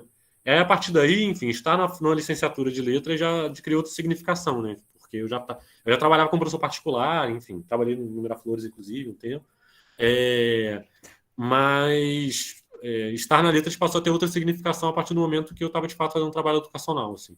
Então, foi muito importante estar na faculdade de letras para poder construir esse espaço, né, do pré-vestibular. Mas eu caí de paraquedas lá, foi isso. Tem muita história bonita, não, assim. Eu concebi que letras ia ser importante, não foi isso, não. Matheus, eu vou fazer algumas considerações rapidinhas aqui, né? Enquanto eu estiver falando, meus queridos, vocês, por favor, levantem as mãozinhas aí, né? Que se eu terminar, a gente vou pedir para o Matheus concluir para a gente, tá bom? Se não tiver mãozinha, mas a gente gosta de mãozinha para cima, né? Olha só, eu estava aqui pensando com os meus botões, né? Sobre a questão inicial, que eu falei assim, eu tenho um objetivo muito claro para vestibular, né? E eu estou aqui revendo um pouco essa minha fala, né? Na verdade, tem um objetivo muito claro, mas também Paulo Freire, quando vai em Angico, né? Aquelas pessoas lá tinham um objetivo muito claro, elas queriam aprender a ler e escrever só, né? O que ele fez com isso é uma outra questão, né? Então, o que carrega as pessoas a chegarem até esse educador popular, né? Até esse educador que está com essa ideia de efetivamente, né, trabalhar com o povo, né? Pode ser qualquer coisa. Eu fico imaginando que uma escola de baile, uma escola de samba, uma de balé, uma escola de informática, uma escola de cinema, né? Pode ser um belo de um atrativo, né? Um belo de um atrativo para que essas pessoas se reúnam e estejam lá, né? Agora, o currículo, a forma como vai ser administrado esse currículo, é que talvez faça a diferença. Eu vou ser mais específico, até nesse caso aí do pré-vestibular especificamente. Você pode ensinar percentual, juros, vou falar de matemática, que é mais fácil para mim, né? De qualquer maneira, mas você pode ensinar percentual, por exemplo, fazendo a diferença entre o dinheiro que o banqueiro ganha quando empresta dinheiro e o dinheiro que ele paga quando você empresta dinheiro para ele, quando você coloca o dinheiro numa poupança, por exemplo. E é a mesma aula, né? A aula, o que está sendo ensinado ali para o vestibular, né? Para o Enem, né? É o quê? É a percentual. Agora, o que está sendo dito a partir disso, né? Aqui, reflexão pode ser feita a partir de cada coisa dessa, cada professor vai saber perfeitamente como, né, como fazer e o que torna efetivamente possível, apesar de ter esse objetivo tão demarcado, né? Tão demarcado, e que esse que não tem que passar, tem que furar aquilo que está lá, né? Que é a estrutura pior que tem, para mim, não é nem a escola em si. Quando se fala assim, a escola pública não tem solução, mais ou menos. A escola pública pode ser um lugar maravilhoso. Eu sou da escola pública de ensino básico, né? Pode ser um lugar maravilhoso e é possível. Aliás, é possível você fazer muita coisa lá porque ninguém está te vigiando sequer. Então você fala lá o que você bem entender. Fizeram um horror com o meu currículo, tiraram tudo que era parte que eu gostava de dar aula. Eu dou aula de assistente financeiro na FATEC hoje em dia. assistente financeiro. E tinha toda a parte de política, de ética, etc. e tal, que é da onde eu pegava meus ganchos para ir fazendo, né? E tiraram, dane-se, tiraram, mas eu boto. Né? Porque você tem possibilidade de fazer. A grande questão é o objetivo. Esse objetivo de ter que passar naquela maldita prova, né? A maldita prova, que seja Enem, seja vestibular, seja lá o que for, que é o gargalo da história, porque como fazer para cumprir com todas essas coisas? E aí, na particular, também isso acontece. Né? Uma escola, né, enfim, quase todo mundo aqui é do Miraflores, conhece Miraflores, eu posso falar, mas uma escola como Miraflores, por exemplo, né, ela tem essa dificuldade, tem que aprovar lá, o garoto quer passar para medicina, tem que passar para medicina, mas e além disso, faz mais o quê? Né? Isso é um detalhe. Existem outras escolas que têm uma preocupação só com isso. Então, como fazer isso com a instituição pública, né? Me parece tão difícil quanto fazer isso na instituição particular. Né? Você promover essa história com uma formação paralela, porque esse horror, para mim, aqui do vestibular, que vai emperrar lá, né, a história toda. Então, a forma como faz, cara, é como vocês fazem. Né? E parabéns aí por esse trabalho tão bacana. Parabéns mesmo. Bom, eu vou passar a palavra, eu acho que eu tenho Elaine aqui, né, que está querendo falar, né? E quem mais? Levanta as mãozinhas para a gente poder ir encerrando aí nosso encontro com o Matheus. Já fica o convite para um evento presencial onde o Matheus vai tocar violão para a gente também, entendeu? Elaine, é contigo, querido. Muito obrigado, Matheus. Matheus, iniciando, eu quero agradecer muito esse momento, assim, muito rico, muito verdadeiro, sabe? Que foi assim, parecia assim uma onda fantástica de experiência vivenciada com uma verdade, sabe? Assim, emocionante, emocionante. Eu te agradeço muito. E aqui na Escola de Humanidades a gente tem a questão do estudo, né? Acabamos de ler Paulo Freire agora, né? E tem uma intenção prática também, da praxis, né? E a intenção é até ver a questão de como participar de um movimento social, como um lugar ou uma possibilidade desse trabalho. E quando o Antônio pediu até hoje para a gente colocar lá as indicações, aí eu falei, cara, eu não conheço nem nada assim, né, de biografia de movimento social, mas eu vou colocar um lá, mas na realidade, você até falou, eu li Paulo Freire, mas depois eu fui adiante, lendo outros. Então, estamos aqui, eu, pelo menos, né, queria suas dicas, porque eu agora, assim, na minha vida, eu estou participando de algumas frentes de grupos, né? Não de movimentos sociais. Né? E essa bibliografia que você pode passar para a gente nesse momento, dessa continuidade desse estudo e para essa prática, vai ser muito legal. E eu vou mandar para o Antônio, porque eu não tenho o seu contato, dentro desse trabalho que eu estou falando, que eu comecei a fazer a partir, como você falou, de um viés, né? A questão do MST, o pessoal tem um viés, e ali acontece, naquele lugar, o processo de educação popular, né? Do movimento social. Semana que vem, dia 21, vai ter uma roda de conversa sobre justiça ambiental, né, que é de um grupo, a Cidade do Rio também planta, as cidades plantam, é um movimento das cidades do Rio de Janeiro, né, e que você falou até que está fazendo doutorado dentro desse processo, né, nessa linha. E aí eu vou mandar, se você se interessar, justamente pessoas de movimentos sociais, né, que vão estar nessa conversa, já é a 4ª roda de conversa, e o objetivo dessas rodas de conversa é justamente colocar assim, alguns itens para ser levado adiante, né, principalmente para os prefeitos. Então, é isso. Eu vou mandar o convite, te agradeço muito, sabe, foi uma delícia estar aqui com você. Olha só, Simone, você está na fila aí, eu acho, né? A mãozinha tá. Você estira a mãozinha, eu perco. Mas olha só, convidei a Evelyn para dar uma palavrinha com a gente. A Evelyn está aqui, é do mesmo coletivo que o Matheus, também está lá no pré-vestibular, né, Evelyn? Fala um pouquinho com a gente aí, tá bom? Oi, gente. A minha internet está um pouquinho ruim, mas acho que está dando para me ouvir direitinho. Eu acho que eu sou a mais nova daqui. Eu sempre acho que eu não tenho muito a contribuir, mas vou tentar. Eu acabei de fazer uma matéria com o Matheus sobre o Paulo Freire, e assim, foi incrível, foi muito enriquecedor. Nunca tinha parado para pensar sobre. E fico muito feliz de estar nesse espaço, fico muito feliz de estar entrando nesses espaços. Eu não lembro quem foi que falou sobre a inserção dos jovens na universidade, e eu fui uma jovem da cria de pré-vestibular popular, entrei na faculdade de letras, pelo Enem, depois de um ano fazendo pré-vestibular social. Então eu sei, e estou aqui para falar sobre a importância que é esse trabalho, e hoje poder fazer parte. Eu dou aula de literatura no pré-vestibular e faço parte do coletivo também há 2 anos.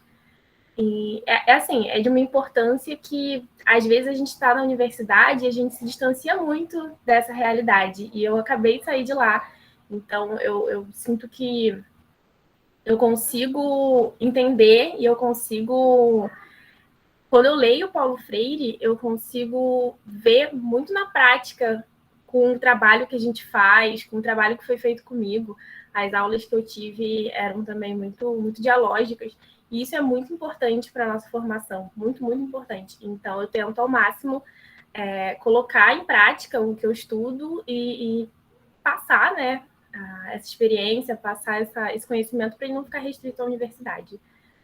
Não sei mais o que eu posso falar, Antônio, mas eu agradeço pelo convite. Evelyn, olha, muito obrigado por essa contribuição, especialmente por uma coisa, que é uma fala minha, que eu não fiz aqui, que bobagem. Eu estava falando, não, eu quero falar sobre isso, né? Da importância que tem da gente fazer esses movimentos, não só para o outro, né? Aí o do com o outro, é para a gente mesmo, né? Para a formação da gente. Eu acho que esse período que nós estivemos juntos aqui, lendo Paulo Freire, a gente está tudo muito no iniciozinho, né? A gente percebeu o quanto que a gente mudou, né? Às vezes a crítica tem, mas é impossível fazer aquilo que Paulo Freire... mas não é para fazer aquilo, né? É uma bússola, é um orientador, né? A ideia da utopia. Se a gente não segue, não tem uma bússola qualquer, a gente acaba se afastando demais daquilo, né? Então, não é fazer porque não tem uma regra, não tem um método, não é dessa maneira. Agora, há uma orientação. E fora daquela orientação, o que a gente faz é muito mais se afastar e ir para o discurso que é o do opressor. Se a gente não tem em mente essa visão crítica que a gente aprendeu aqui e que hoje a gente quer ir um pouquinho mais para frente, o que a gente faz é ficar muito mais perto, né, do opressor do que do oprimido. É isso que acontece. Eu estou falando que praticamente todo mundo é professor, eu acho que numa visão rapidinha, mas não é só que não é professor, né? Não, se cita aí também, que é arquiteto. Mas, enfim, a gente precisa ter isso como norte. Não é para fazer igual, é só para não se afastar. Em muitos momentos, é disso que eu queria dizer, em muitos momentos nossos estudos viraram atos confessionais. A gente confessava o absurdo que tinha feito. Caraca, eu já fiz isso, meu Deus, que loucura! Eu agi assim, dessa forma, né? Então, nesse momento, você vai se percebendo. Então, a importância de estar nesse lugar é para além desse outro que está lá inserido como aluno no estudante. Eu acho que na formação de vocês que estão lá coordenando, trabalhando e atuando, isso é uma modificação que não tem coisa. E eu fico muito feliz que vocês são muito jovens. Eu fico muito triste que eu estou muito velho já para isso, entendeu? Mas, enfim. Falei, caraca, será que só agora que eu me dei conta que isso pode ser um pouco melhor do que era? Né? Dá certa vontade de começar tudo de novo, né? Então, e o que é bom também, né? Então, parabéns, Evelyn, é isso mesmo, essa é a palavra. Inserção mesmo de todo mundo. Eu acho que eu tenho Simone na fila e Paula Saracchini depois, né? Simone, Bom, isso. Antônio, fique tranquilo, porque a leitura do mundo precede a leitura da palavra. Sim. Então, a gente precisou ler o mundo até aqui, para na nossa idade, e ler a palavra do Paulo Freire. e fazer disso a vida da gente também. Eu queria dar os parabéns para o trabalho do Matheus e da Evelyn e do grupo inteiro, do coletivo, e dizer que o trabalho da gente lá na Casa da Socialista em Petrópolis foi interrompido pela tragédia que aconteceu ontem, né? E reiterar o pedido que eu já fiz no grupo de socorro para a Vila São José, que é uma associação, está se formando uma associação de moradores oriundos da tragédia de 88, de 1988, quando a cidade teve uma outra tragédia com as chuvas e deixou desabrigados milhares de cidadãos. É um trabalho muito importante que se faz lá e eu queria pedir novamente esse socorro para a Vila São José, porque muita gente está se cotizando. Caio Martins, aqui lá em Niterói, né? Sempre acho que eu estou em Niterói ainda. A Polícia Militar, vários outros supermercados, etc. Mas a Vila São José é um espaço especial em Petrópolis, é cravado no centro da cidade, e foi um quilombo originalmente. Então tem todo um trabalho histórico muito interessante que se faz nesse lugar. E parabéns novamente para vocês, né? Um caminho iluminado para vocês, para nós todos. Paulinha? Oi. Então, vou começar por você, Evelyn. Foi uma delícia ouvir você, porque a gente vê o fruto desse trabalho tão bacana que é, né, o pré-vestibular social, ver você dando continuidade a uma coisa que você foi beneficiada, né? Você pode provar que existe uma saída.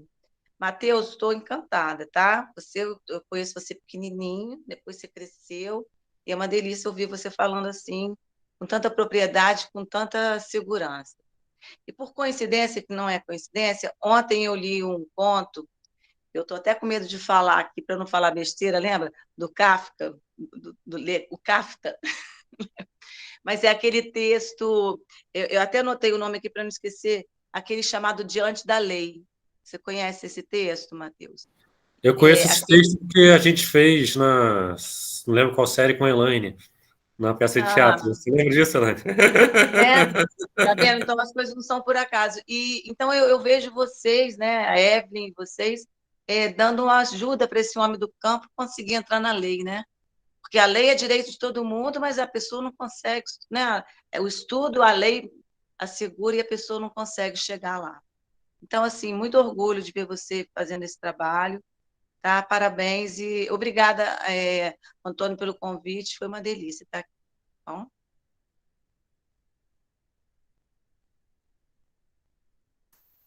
Tá fechado o microfone, Antônio.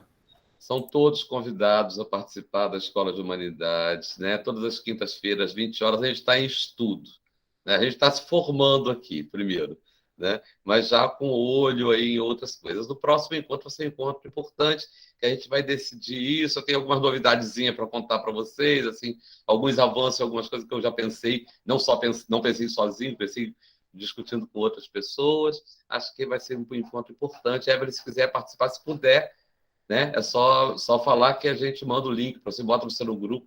Matheus já está no grupo, da escola, né? E já tem lá o linkzinho para preencher, né? Então, Matheus, você coloca a Evelyn lá no grupo, tá bom? Depois. É para preencher como Evelyn sugestão. já respondeu aí. Antônio, Pois Evelyn é. respondeu, eu quero sim.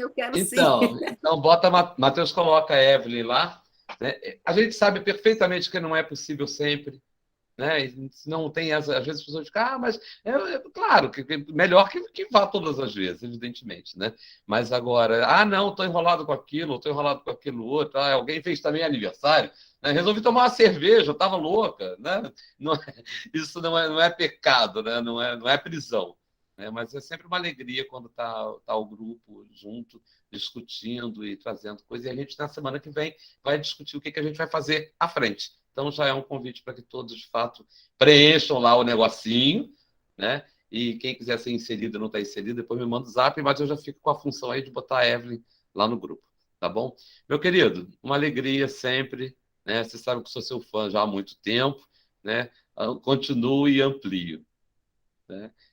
Com você se encerra aí o dia de hoje, que vai ser uma linda. Aliás, eu cometi um erro grave, que a gente está gravando, né? E eu não falei que hoje é o dia 17 de fevereiro de 2022. Não tem que falar no início, assim, da gravação, né? Porque senão depois fica perdido, né? Eu falei no final. Matheus, só fechar. Grande abraço para você. Fique à vontade. Então, gente, eu vou tentar dialogar com as coisas que a gente falou e dar um fechamento. Mas queria partir, enfim, para poder fazer isso. A Paula trouxe o texto lá e eu lembrei da época que a gente fez lá na escola com a Elaine, qual é o nome do texto mesmo, Paula? Diante da lei. Diante da lei, né? Isso. Nosso desafio, na realidade, é botar as pessoas para dentro da lei para poder mudar a lei, entendeu? Essa é a brincadeira, assim. É igual com o pré-vestibular, né? É igual para vestibular, entendeu? Então a meta não é só entrar é o primeiro passo. Mas aí dentro disso, assim, acho que para dialogar um pouquinho com algumas questões que vocês colocaram, enfim, já tá, agora que eu tô velho, vocês não estão velhos não, mas assim, ó, caso vocês estivessem, quem está pensando sobre essas coisas, eu acho que para voltar para Paulo Freire, que foi a última leitura que vocês fizeram, acho que é o autor que dialoga principalmente com a nossa conversa de hoje. Uma coisa que eu levei talvez como um aprendizado ético assim, do Paulo Freire, e eu particularmente leio o Paulo Freire mais como um pensador ético, por assim dizer, enfim, está pensando as nossas relações do mundo, e menos como, entre aspas, meramente um pedagogo, no sentido de alguém que está pensando na sua educação, né? Acho que o Paulo Freire coloca esse desafio para a gente o tempo todo, em algum momento, assim, ele traz uma reflexão que me parece interessante, que como o pensamento político dele, ele está muito ligado a essa ideia do inédito viável, né? E mais do que o inédito viável, né? O nosso entendimento que a nossa possibilidade de ação política, ela está ligada ao nosso entendimento enquanto um sujeito histórico, né?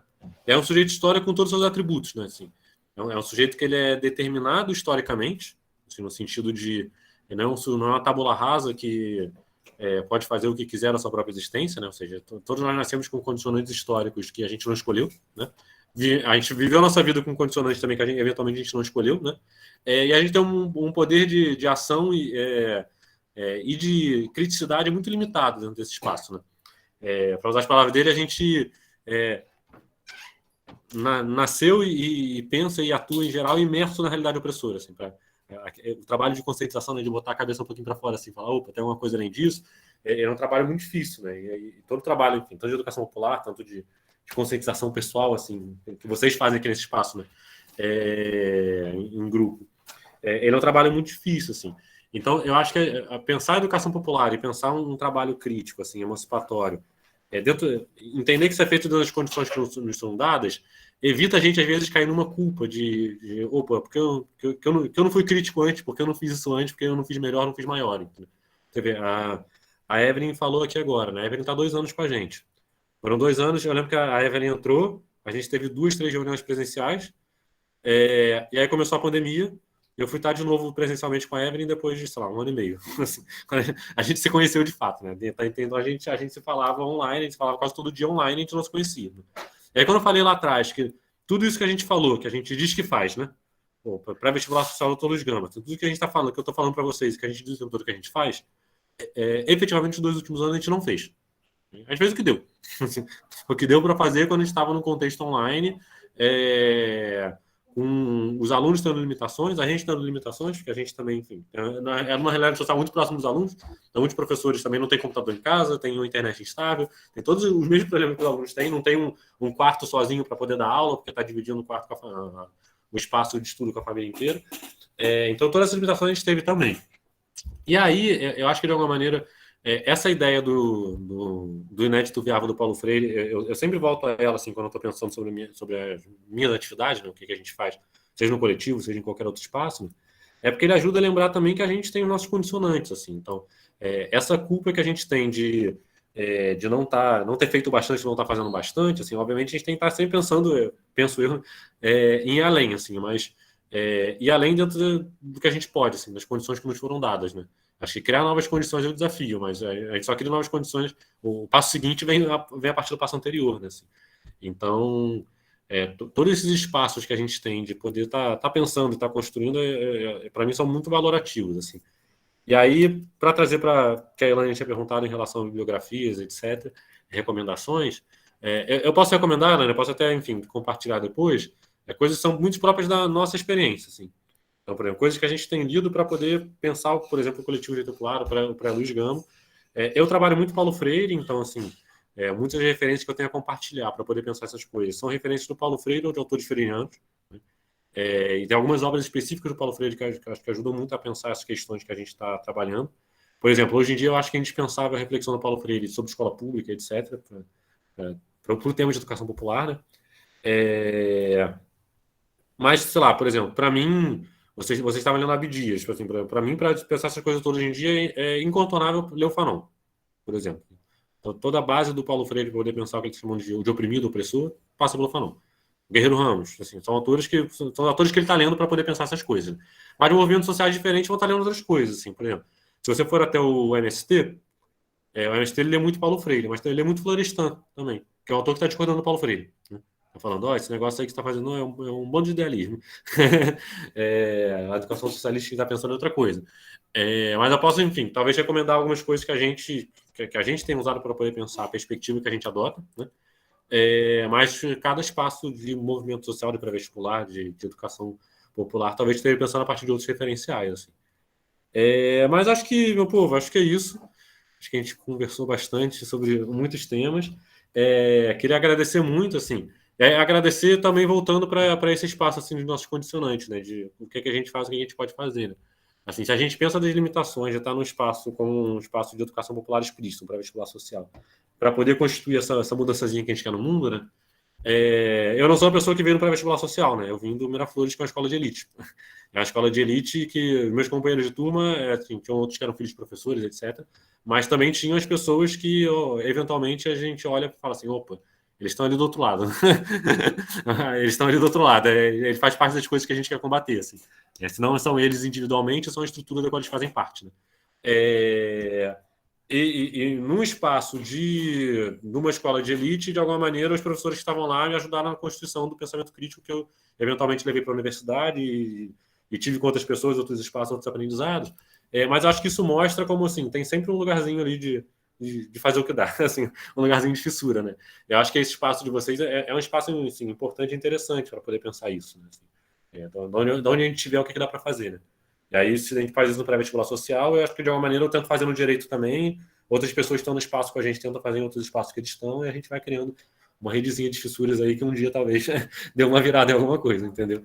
Mas queria agradecer muito, assim, quando eu encontrei com o Antônio e ele falou de vir para cá, eu fiquei muito feliz, assim, tanto por poder reencontrar muitos de vocês, mas também porque eu, de alguma maneira, estou voltando para o espaço que eu tive como estudante, e agora eu estou, enfim, em outra posição da gente poder compartilhar junto. Então, eu vou ficar muito feliz se eu conseguir, de fato, não ter problemas todas as quinta-feiras e conseguir estar com vocês futuramente, mas para mim foi uma alegria muito grande estar aqui.